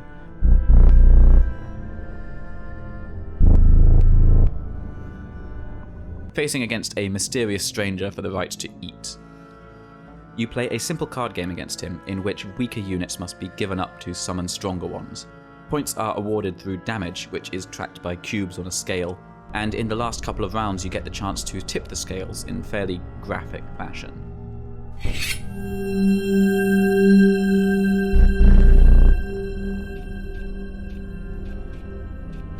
The post-jam version of the game adds in some light deck-building mechanics that would be expanded on for the full release, and both versions end with a fairly sadistic choice, rounding out the theme of the Game Jam.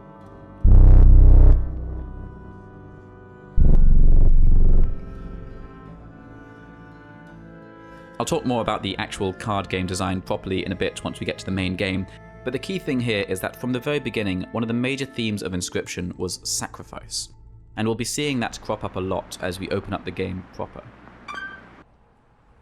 Okay, time to figure out what's on this thing.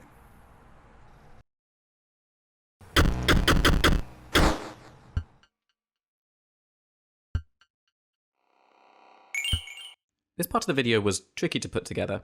Firstly, because if you're already a fan of Mullins, and if you are, then hey, thanks for watching, I hope your day is going well, then this is the game that you're probably the most familiar with already, and I worried about being too redundant. And secondly, because being inspired by roguelikes, Inscryption's story is much more scattered and is designed to be experienced over a variable amount of time, as elements are explored and added. The first section in particular is designed to be repeated over and over in order to better conceal how much of the rest of the game is hiding beneath the surface. Additionally, Inscryption's story is essentially split into two parallel tracks that only occasionally intermingle, so it's hard to decide how best to approach unraveling it.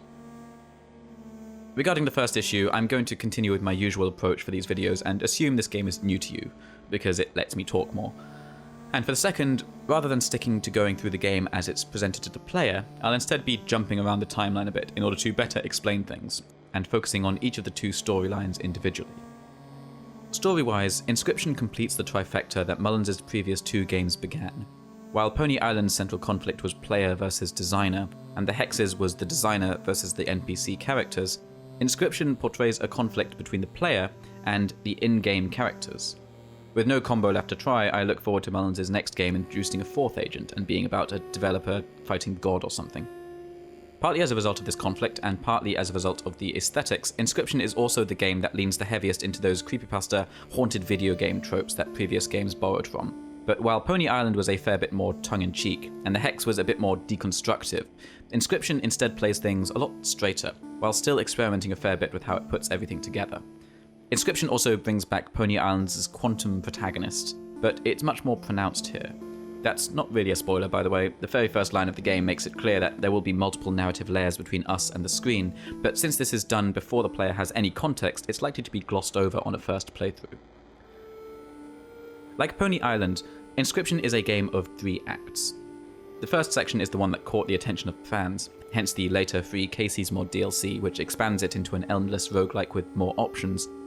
There's a good reason for that focus. Act 1 is fantastic, and probably the strongest overall, but I think Act 3 is where the core themes of the game are strongest, even if it's the weakest in terms of overall aesthetic.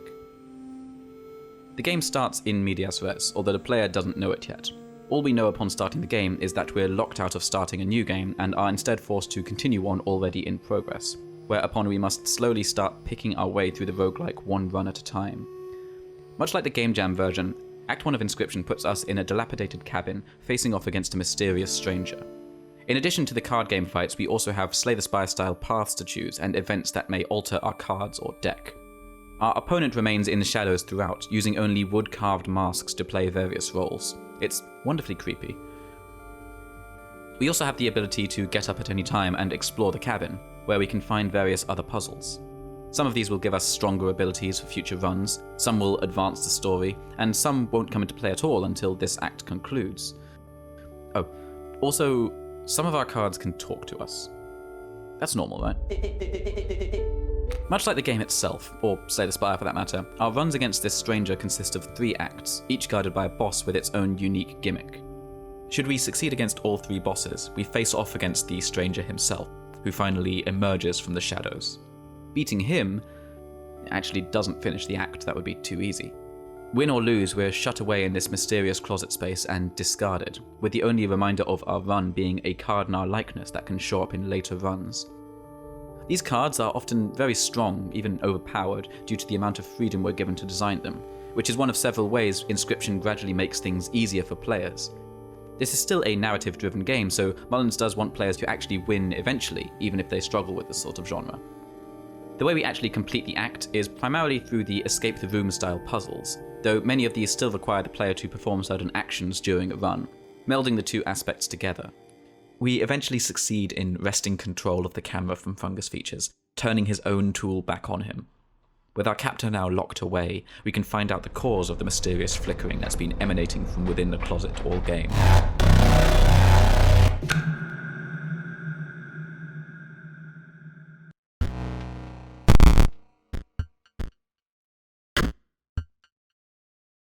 And before we do that, here's where I pull away the curtain and talk about what's actually happening behind all of this.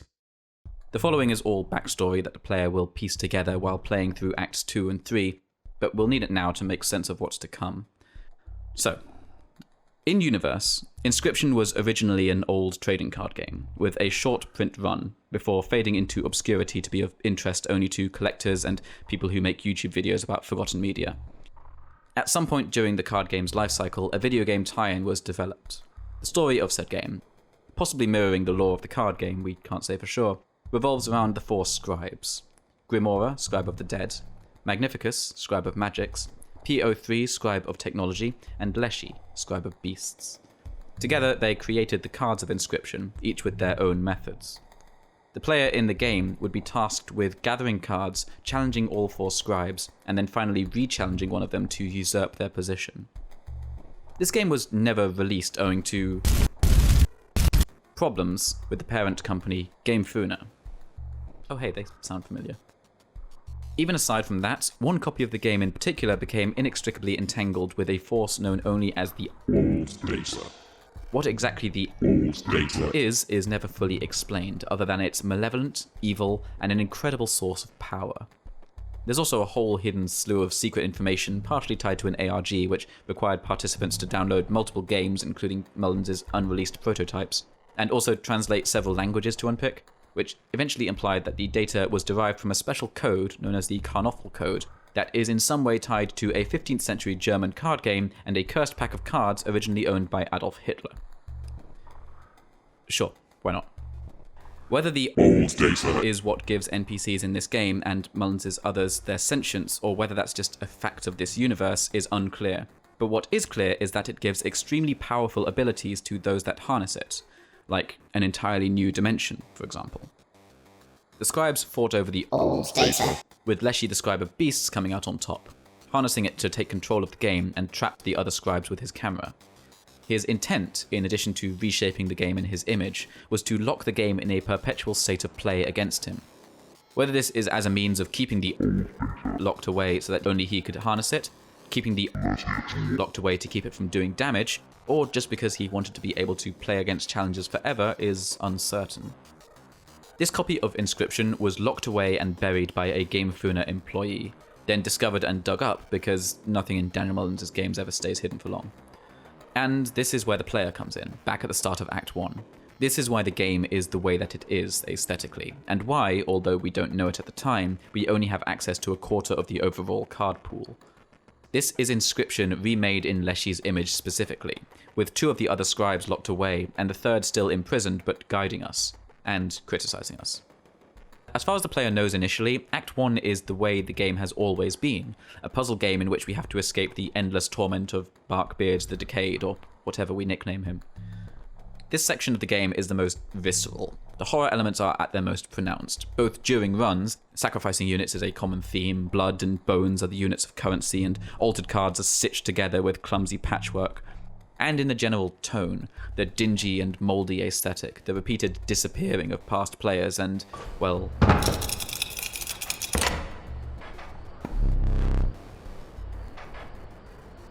Yeah, did you think we'd forgotten about that whole self-mutilation bit from the start? No, it's still here, and if you want to solve the puzzles, you have to stab yourself in the eye at least once. Interestingly though, this tone, while definitely grim as hell, does start to deliberately soften as the act wears on, particularly once we've completed a run for the first time. This is the point where the game throws up an extra layer of abstractness between the player and their avatar, making it clear that it's just a game, which we already knew, but like a game within a game, you know what I mean. Okay, back to the present. Once the player does manage to turn the tables on Leshy and reset the game, the stage is set for Act 2. Here we get to play through the actual Inscription game as it was intended to be played, with absolutely no weirdness whatsoever. We're given a starter deck, and from there can fight various minions to earn or buy new cards and boosters. It's a clear throwback to the old Pokemon trading card game tie-ins that were released for Game Boy way back when. Wandering and exploring, fighting trainers, subordinates, gathering cards, and making a personalized deck. Personally, this is the section that I would have most wanted to see made into its own separate thing, but I suppose it's pretty feature complete as is. I would be the ideal target if this game had actually been made. There's a surprising amount of depth to the deck building here as well, which is probably why it's my personal favourite act gameplay-wise. And this seems like as good a point as any to talk about the actual game mechanics. No, not that one. Hang on, wait, I did this joke already, didn't I? Each act of Inscription uses the card game in a different way, with a different external framework. Act 1 is a roguelike, Act 2 is a traditional deck builder, and Act 3 is a single expanded run, a bit more similar to the old Chandalar game. Through all of this though, the core mechanics of the game remain largely unchanged, albeit expanded on and messed with in various ways, particularly for boss fights. Inscription works on a lane-based system. Units are summoned to a lane, and at the end of each turn will attack, hitting the opposing unit if there is one, or the opposing player if unblocked. Units do not retaliate if attacked. A 10-attack unit with 1 life will be destroyed by a 1/1 with no means of responding. There are no cards that aren't units, though Acts 1 and 3 will gift the player with various one-shot powers as they play, which can turn the tide in their favour. No, don't pick up those pliers! Victory points are a shared resource. Hitting the opposing player will move the scales in your favour, and taking damage will move it back. I said don't touch the— oh! Ah, damn it. Naturally, many units will have abilities such as flyers being unblockable, poisonous units that can kill anything they attack, or various abilities that shunt units into other lanes. The 4 factions of the game also have their own gimmicks. The Beast and Tech factions are the most fleshed out since they need to carry entire acts on their own, but broadly speaking, each faction uses its own resource pool to summon units. Beasts sacrifice those weaker than them. The Tech faction has a slowly increasing maximum resource bar similar to Hearthstone's mana system. The Undead faction utilizes bones, which are a secondary resource in Act 1, triggered off friendly units dying, and the Magical faction summons differently coloured orbs and then dies. When all of these aspects are combined, the result is an extremely aggressive game. Because units attack immediately and don't retaliate when struck, high attack, low health units can be killed easily when on the board without any sacrifice, but as long as one lane is open, can insta-kill the opposing player without any counterplay. Flying or similarly unblockable units occupy a weird space where they will generally be killed without gaining any card advantage, since the opposing unit is free to attack them, but in return they will chip in for a large amount of free damage. The entire game, especially in Act 1, is about balancing when to use your unit's instant attacks to take free kills on opposing units, and when to give up a fight for board control in favour of rushing empty lanes and just winning the damage race. When you're not smacking your opponent with a purposely overpowered unit, I mean. It's the kind of design that only really works in single player as is due to its inherent swinginess, and the player is given a preview of incoming units to avoid the feel-bad scenario of getting gibbed out of nowhere. In Acts 1 and 3, the player is also given 2 decks to work with, one main deck and one with a limited supply of free fodder units. In Act 3, these mostly serve as early game blockers, though they can be upgraded with useful effects later, but in Act 1 they're key since you need things to sacrifice to summon your useful units. It does result in some interesting decisions while also reducing randomness. You sometimes have to decide whether to hoard resources for a future turn, or try and dig for an actual offensive unit that can hit the board this instant, but may require you to give up a useful piece of board presence to summon it. As far as real-world card games go, Mullins has said that his biggest inspiration was, naturally, Magic the Gathering. Specifically, he name-checked the colour black, and its many effects that require sacrificing your own resources, life, cards, creatures, etc., for gain. This is something that's clearly always interested him. Even as far back as that first failed Pokemon-esque Kickstarter, you can see him trying to incorporate those themes of sacrificing resources for some sort of advantage. And certainly, that whole theme does fit Inscryption, particularly Act 1 and the Beast faction in general. It's worth noting, however, that while Black in Magic does have the greatest number of these kinds of self-sacrifice effects, it by no means has a monopoly on them. They can appear in any colour, depending on how they're themed. In fact, I'd even say that while Inscryption's colour core is definitely rooted in black mana, it actually does dip into green and blue a significant amount too. See, the thing about the Magic the Gathering colour pie is that although again, while I definitely believe Mullins that Magic was his biggest inspiration, I do want to say that the sacrifice to summon mechanic is actually closer to Yu-Gi-Oh's tribute summon mechanic. See, the thing is, which is why the shared point system actually brings up some cool parallels with the central resource mechanic in the new Digimon trading card. Bringing us back to Inscryption. As we progress through Act 2, those creepypasta haunted game themes start to bubble up again. They were present at the beginning of Act 1, but the graphics and general visceral nature of the whole thing made it less clear. Initially it feels like an actual horror scenario, and then once the facade becomes clearer, it feels more like a fight to get the upper hand on a regular video game boss. In Act 2 though, we're given the impression initially that the game has been reset, so any glitches and strangeness here feel much less intentional, more like the game we're playing has actually been malevolently corrupted. And corrupted it has been.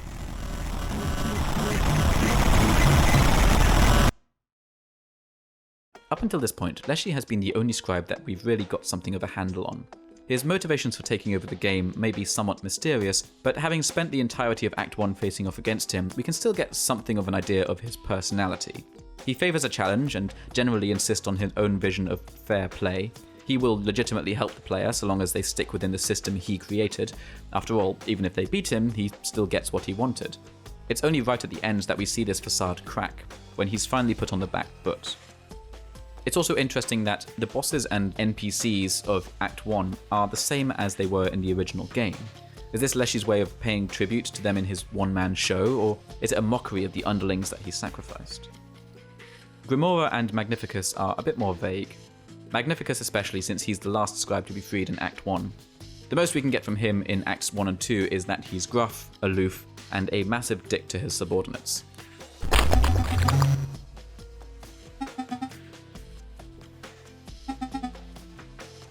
That's all pretty much reinforced later.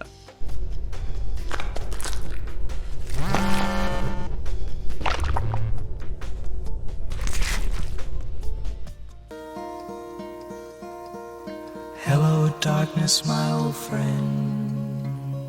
Grimora, aka the Stinkbug, is the most calm of the three trapped scribes, and in her original form is the most warm and friendly, at odds with her role as Scribe of the Dead. We'll come back to her later. And then we have P03. P03 goes through the most development over the course of Inscryption's 3 acts, but it's not so much character development as it is a reframing of how we see him. In his initial form as the Stoat, P03 is a lone ally against our shadowy adversary. His general, let's say, attitude can be somewhat overlooked by the predicament we're in, and he's in too, even if we don't know that part yet. In Act 2, it's made much clearer that P03's general jerkish behaviour isn't in any way due to his being trapped, or not trapped by his fellow scribe at least, or trying to ally with the player. No, he's just like that. Magnificus might abuse his students, certainly, but P03 is the only one who actually views his subordinates as completely disposable. Which, I mean, they are robots, but still, it's a dick move. P03 is smug and arrogant, self-aggrandizing, and always certain that his own way of doing things is the correct one. In real-life card game terms, if Leshy views the player's challenge as a worthy opponent, Grimora as a life experience, and Magnificus as a chance to test a strategy, P03 is that guy who sits across from the table and loudly criticizes every single deck-building choice and play decision you make, and then blames any actual losses on luck. Anyone who's played a card game has unfortunately probably met at least one of these people before. So when the act ends with P03 dredging up the old data, and like Leshy before him, harnessing it to take over the game and transform it to his liking, we're already braced for what might result. And in this case, his liking turns out to involve a lot of blue scan lines, metal, and not a whole lot of creativity. For all of his talk of superiority and perfection, it's clear from the off that, possibly due to the fact that he's literally a computer, P03 lacks imagination. Unlike Leshy, he steals and loosely rethemes the storyline from the original Inscryption game, and many of his units, challenges, and mechanics are likewise clear copies. The two areas where he does show some creativity are the bounty hunters, which show up as extra hard units if you win too many fights, and the bosses, who we'll get to in a second. Many of the most out there parts of the act are not ones P03 had a hand in, but are instead parts of the old game or old data, showing through the cracks. Honestly, what this section is most evocative of is Pony Island's breakdown segments, or the Hex's glitchier games. Segments where it's clear that the creator has bitten off more than they can chew. The sparse map filled with flickering scenery, the hastily thrown together plot, it's all here. Here though, rather than ambition, it's the result of uncaring arrogance on behalf of the in-game designer. P03 doesn't care about aesthetics, only function in service of a goal. This section also differs from Leshy's in that P03 is much less interested in giving the player avatar any amount of freedom. Note too that we're no longer playing a series of challenges, roguelike style, but instead one continuous run. Our deck still grows and changes over time, so it's not a full deck building experience, but we instead have a checkpoint system to track our boss progress. This all makes sense in the grander narrative. Unlike Leshy, who is content to simply face new challenges forever, P03 has a very specific goal in mind and needs the player and their avatar to complete it for him. That goal, the Great Transcendence, revolves around the 4 bosses of the act. I haven't spoken too much about the bosses of Inscryption because, while they're often very creative, they are at the end of the day just fights like any other, albeit with a slight twist. To be honest, there are enough ways to cheese them with some of the overpowered hidden units that I feel like I didn't give some of the Act 2 bosses in particular time to shine. If you ask me to pick my favourites, I'd probably say Act 1's tag team fight with the Trapper and Skinner, and Act 2's scrambled ability fight against Magnificus are standouts. The latter especially for the soundtrack and lovely bit of companionship. The Act 3 boss fights are different, as they serve a purpose both in and out of the story. The 4 bosses, or Uberbots, are styled after the 4 scribes, possibly another example of P03's lack of imagination, but also a nod to how the powers of the 4 scribes are needed to truly transcend, as it were. Leshy is replaced by the Photographer, who lets you capture board states and reload them on a later turn. Fun, but definitely the least interesting of the 4. Golly is the stand-in for P03. Her fight incorporates online play by having you create cards for other players, and we also see the return of the game digging into your Steam friends list for material. the first of two bosses to re-emphasize that connection between the player outside the game and the in-universe one. The Archivist is the other one of the two, imitating Grimora. The way her fight takes a meta approach is even more unique though. She actually roots around in your computer, or at least has you do it on her behalf, and then creates units from your files. There are a bunch of Easter eggs depending on the file you choose, but the more tense part of the fight comes when you're informed that your file will be deleted if the corresponding unit dies. Okay, not really, but it's cool in theory. Finally, Magnificus is replaced by a boss with no name, and no face, and no effect. You're instead tasked with creating the boss yourself, effectively setting the rules of the battle. This one is definitely my favourite of the four, just for the sheer variety of ways you can build your own challenge. It's fantastic. Having two of these bosses re-establish the connection between the player and the game is important, since Act 3 also simultaneously pulls in the other direction, as PO3 starts to fuck with the in-game person playing Inscryption. And don't worry, I haven't forgotten about him. By addressing both us and the in-game player, Act 3 blurs the line between the two in a similar manner to Pony Island as we complete the act and beat the bosses. In the process, we also, unbeknownst to PO3, meet up with the other scribes. It seems PO3 made a mistake in not following in Leshy's footprints and keeping his colleagues separate, as left to their own devices they are united against a common enemy much more easily. While they wait for the right moment, we return to PO3 so that he can reveal his final plan.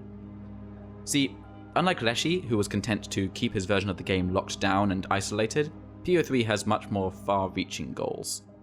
The Act 3 bosses weren't just PO3's imitation of what came before, they also worked as a way to get us to do his work for him.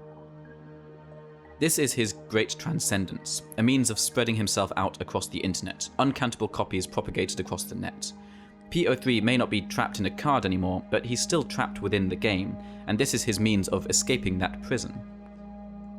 So, between the Hex and this, I think it's fair to say that we're pretty easily duped as players, huh? Okay, well that's just rude.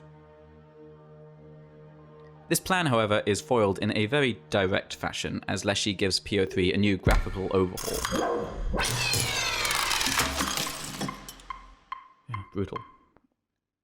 And so we prepare ourselves to reset the game yet again. Maybe this time will be different and history won't repeat itself.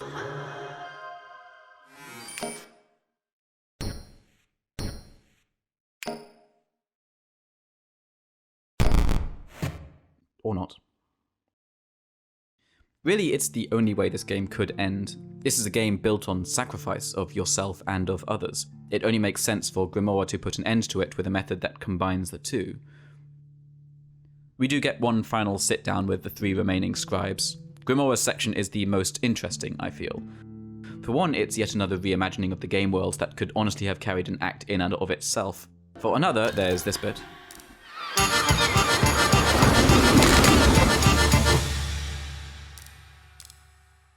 Amazing. This throwaway line is the most telling to me though, because it seems to tell us that Act 1, our showdown with Leshy, wasn't the first time that one of the scribes has taken over like this, which in itself raises some interesting questions. Notes we can read in the DLC imply that Leshy was the one in control when the game was originally buried. So when did Grimoire have the chance to run things? Yes, it could just be an accidental contradiction, but that's boring, and I want to run with this because it's way more fun to theorize. I know I said I wouldn't dig too deep into all the ARG hidden info stuff, but I'll make an exception here because I do have a greater point to make. Here's what we know and what I think. The original translated documents related to the Karnoffel code are dated 1945. That code at some point morphs to become the cursed file at the heart of Inscryption, but not before falling into the hands of Game Funa, who try to harness it under cover of being a regular game company. Either Game Funa had been developing Inscryption as a game for some time, or what we know as Inscryption morphed from something else. But either way, the scribes and the old data both predate the initial pixel graphic card game that the employee was working on. I get the impression that the scribes have been fighting it out over the for some time, even if not in the form that we know them in. It would explain why Grimoire, in her final conversation with us, speaks of her age with a weariness. It would explain why PO3 talks about being back in their pixel forms again with a tone of resignation. The scribes have been locked in a continuous cycle of struggling against each other only to have everything reset again and again. Does that mean PO3's death is not permanent? Maybe. Certainly the end of the ARG would imply something like that. I mean, after all, We're playing Inscryption right now, so it would seem that he won. Either way, it explains why Grimoire decided to try and end the cycle permanently the way she did. It's an attempt to finally prevent history from repeating itself. It also makes PO3's Transcendence Gambit make all the more sense. Leshy tried to break the cycle by locking it in place, Grimoire tried to end it entirely, but PO3 is exactly the sort of character to go for the method that breaks him out with complete disregard for whatever might be released alongside. Leshy's final conversation is less insightful, but it's still endearing sitting down with him in a very different light to the way we did in Act 1. It now feels more like a game of equals, and we get more of an impression that he did what he did out of his own sense of morality, or perhaps loneliness. I'm also nominating this line as the most hilariously ironic across all three of Mullins' games. And then we have our showdown with Magnificus, and it's,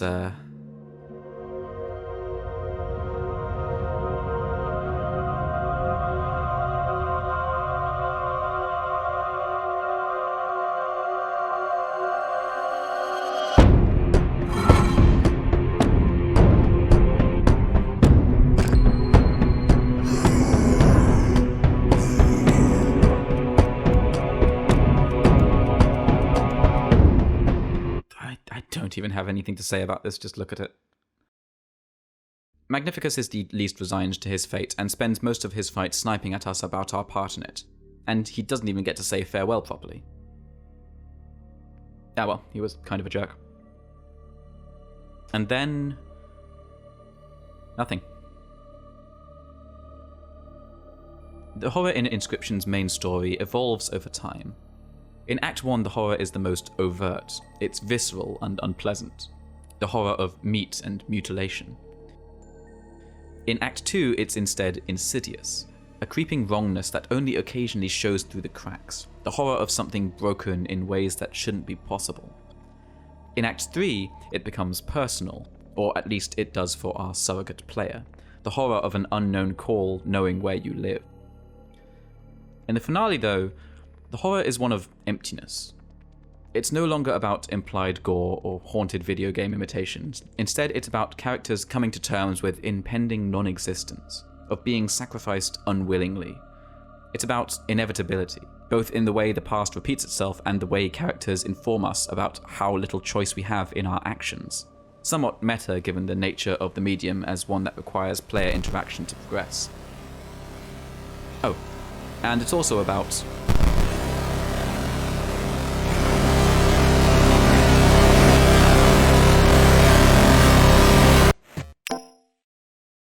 As the main story reaches its final climax, though, for full impact, we do need to discuss the other story that's been running in the background. Don't worry, this section will be shorter, but it's still important. Time to bring the real world back in. Okay, time to figure out what's on this thing. There are three major human figures that have a hand in Inscryption's story. One is Casey Hobbs, the developer who first discovered the corrupted version of Inscryption and buried it. And a second is an employee of Game Funa trying to track it down. We only see her a couple of times though, and Casey is a posthumous character having died in a fire under completely unsuspicious circumstances shortly after burying the game. Most of the info we get about Casey comes from the DLC release, and most of that serves just to flesh out her backstory a bit and give us some information about how the game came to be hidden away. The protagonist, and person we spend most of our time with, is this man, Luke Carter, played by Kevin Saxby. Luke is an amateur streamer who makes videos about old and obscure card games, filming pack openings and the like. As is so often the case with these kinds of horror stories, he's a very ordinary person who just happened to be pulled into things by having the plot cross his path and following it, digging down too deep. Literally. The framing mechanism for the game is that we're playing through Luke's investigation of Inscryption as he records his findings. Once we get the first reveal after beating Leshy, we start to occasionally get little comments from Luke as he plays. And at certain milestones, we cut away from the game to explore the other files on his camera. It gives the whole thing a feeling of found footage horror, as we first get a glimpse into his regular life, followed by his discovery and investigations into the game, its previous owner, and Game Funa. A visit from that carries an incredible air of menace, and from there a rapid descent into madness as the secrets of the game start to unravel.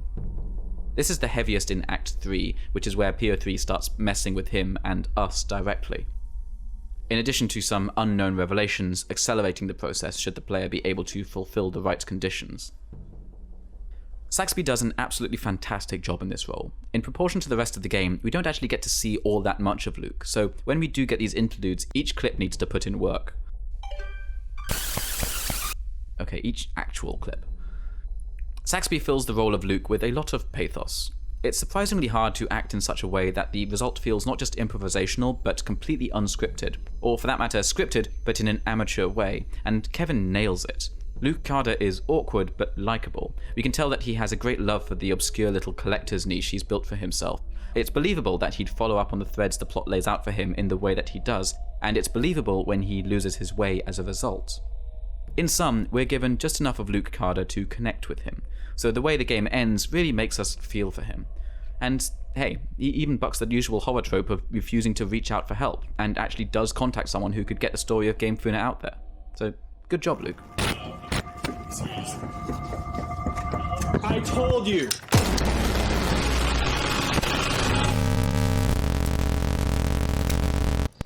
Oh. Well then.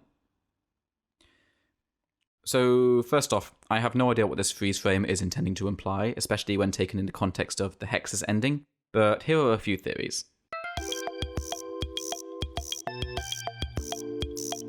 Second, that's now 2 games in a row, and 2 out of 3 that end with one of the central characters dying. If Pony Island starts with the player character already dead and ends with them achieving salvation, does that count, or is that like negative points? So that's Inscryption. I'm not going to do a fake out like with the previous section. I've already mentioned the secret story coder earlier, plus it's so deeply locked away compared to Pony Island or even the Hex's alternate ending that it's better thought of as a curio for the superfans than a proper offshoot of the main storyline. Mullen set out with the intention of making a game about sacrifice, and he succeeded. The theme permeates the entire game from the beginning, and it evolves as the game does. In Act 1 we force ourselves to hack away at our own body to progress, or even sometimes just to survive, and throw countless disposable avatars at Leshy in order to progress the plot and formulate a plan of escape. In Act 2, we discover just how much of the original game is built on the sacrifice of others. Animals are harvested, underlings give themselves up willingly, and throughout we have the central mechanic, the card game, where we sacrifice our own units over and over. Then in Act 3, the 2 sides merge. When our captor attempts to sacrifice the safety of the outside world to escape and fails, another pawn attempts to upend the game entirely through sacrifice of itself and others. A brave attempt, I suppose, even if it doesn't work. And of course, interwoven with all of this, we have Luke, unintentionally setting himself up as a sacrifice for the background villains to reclaim what was theirs. It's a grim way to close out for sure. This theme wouldn't work nearly as well as it does without the surrounding framing, though. Like I said, this feels like Mullen's really going all in on that classic internet horror trope of haunted and cursed video games that he's been taking inspiration of since the beginning, and expanding it to its fullest, including incorporating other horror tropes into the mix. The sheer style of Inscryption cannot be understated. In addition to Mullen's, I think this is Jonas Senzel's best work. His soundtrack is beautifully subtle and atmospheric, with Act 2's chiptune backing being a surprisingly creepy standout in particular. And his sound design work in general is impeccable. Every little action feels satisfying, especially important during the puzzle sections in Act 1, where each click of a lock or clink of a tile signals potential progress. There is another theme underneath all of that presentation, though. And it's the theme that's been humming away in the background of all of Mullen's games, from Pony Island to the Hex to Inscryption. And it's the one that inspired this video. I haven't really been coy about hiding it. It's come up many times when I've been discussing these games, but it's finally time to tie. Okay, Pony's emerged from there. From the plans left to right, Irving emerges from over there. Hey! What the hell are you doing? So I was thinking that these interludes could build to this climax where the games start infringing on reality, and it's like, oh my god, it was a warning. The game's all warning. It's all coming together. What does this have to do with the things you're talking about? Remember what I was saying you're overthinking it? Yeah? This is more than overthinking. You've let the idea get away from you. You're prioritising it over the games themselves. You need to put it back. And take that off. You look stupid.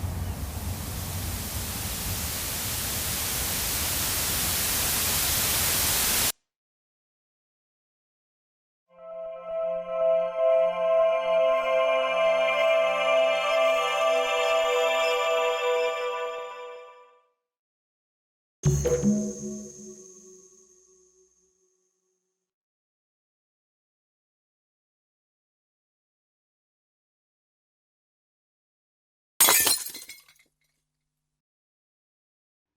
I was to formulate a central thesis of Daniel Mullins' work, it would be this. You can't bury the past. One of the reasons I wanted to look at all three of Mullins' releases together, rather than as three separate videos, is that by doing things this way, we get a much better idea of the common thematic through lines. And the one that comes up time and again is of characters, whether protagonist, antagonist, or otherwise, trying and failing to escape some piece of history that they hoped was lost. Or alternatively, having past actions that they had attempted to hide away coming back to haunt them. Pony Island is a game in which the protagonist is trapped for past sins, in which history serves only as a jail. To make matters worse, the only way to truly uncover all of this is to repeatedly play the game, opening old wounds and starting the cycle anew. Within the plot, the only way to escape is to uncover the antagonist's own history by digging up and exploiting their previously buried work.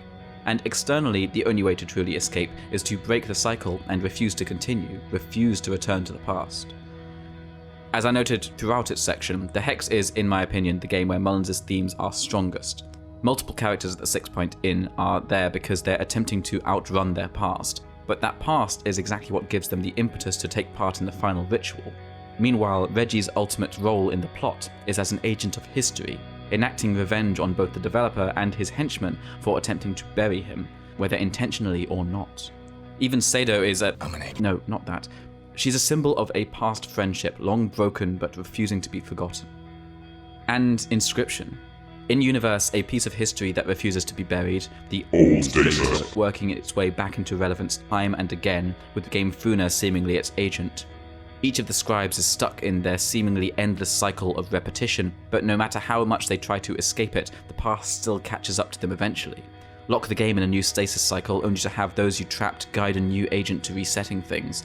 Attempt to free yourself completely, and your buried enemies will drag you back. Try to erase everything, even at the expense of yourself. The past still survives. You can't bury the past. In many respects, it's a somewhat grim philosophy to base your games on, one that would seem to lend itself to a sense of resignation. And in many respects, these are grim games. Again, just a reminder. I told you! But at the same time, I don't think these games are nihilistic. There is a reason for all of this.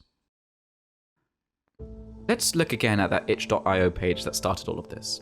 Ignore the polished later projects like Keep It Alive and BitBuddy, trademark. Scroll all the way down to the earliest stuff. I was charitable when I described them in the intro section, but the truth is, many of these early games are amateurish at best. They're buggy, unpolished, filled with the kinds of mistakes that you'd expect from an aspiring amateur game developer. In other words, they're the exact sort of projects that you would expect a well-respected developer would be reluctant to share, especially once their major releases started to pick up a following. Or what about that early Kickstarter? Sure, the project page can't just be taken down, but still you'd expect that with a failed project like this, you wouldn't be able to still find it so easily, even download the demo for the project that likely never will be.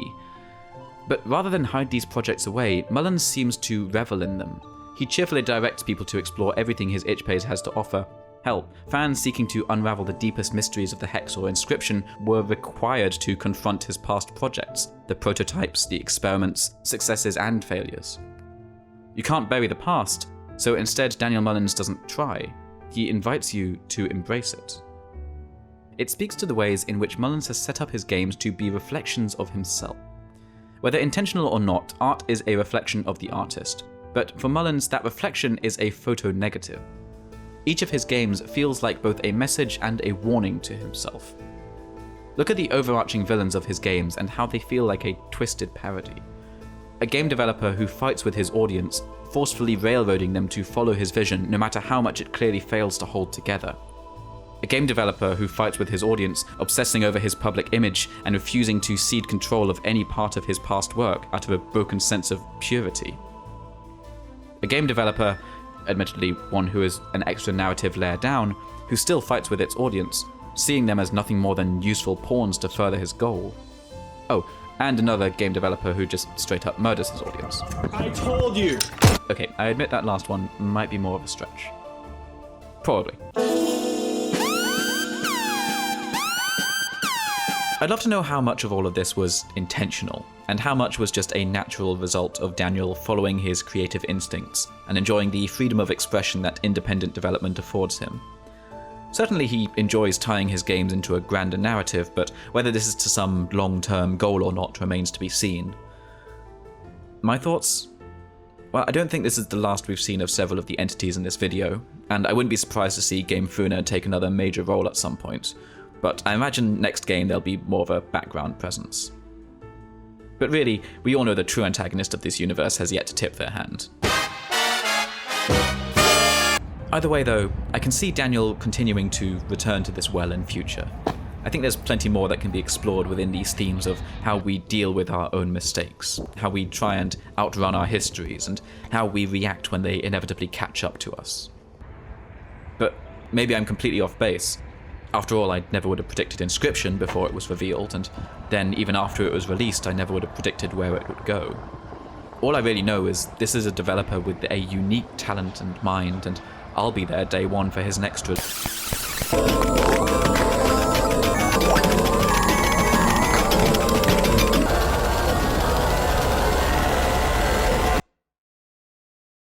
You're right. I lost focus. Got too wrapped up in the spectacle of it all. It's like these games in a way. All three of them have all of these cool metafictional twists. They mess with genres and have this flashy style and presentation. And that's all definitely important, but maybe it also obfuscates the underlying themes a bit. And I think those themes are very relevant. I think many of us have things in our past that we'd like to erase from history, things we said or did that we now regret. It's good to have a reminder that rather than try and lock it away forever and live in constant fear of our old sins catching up to us, it's often better to confront things on our own terms, try and make amends or rebuild what once was. I should have listened to your first suggestion and just done title screens instead. What do you think?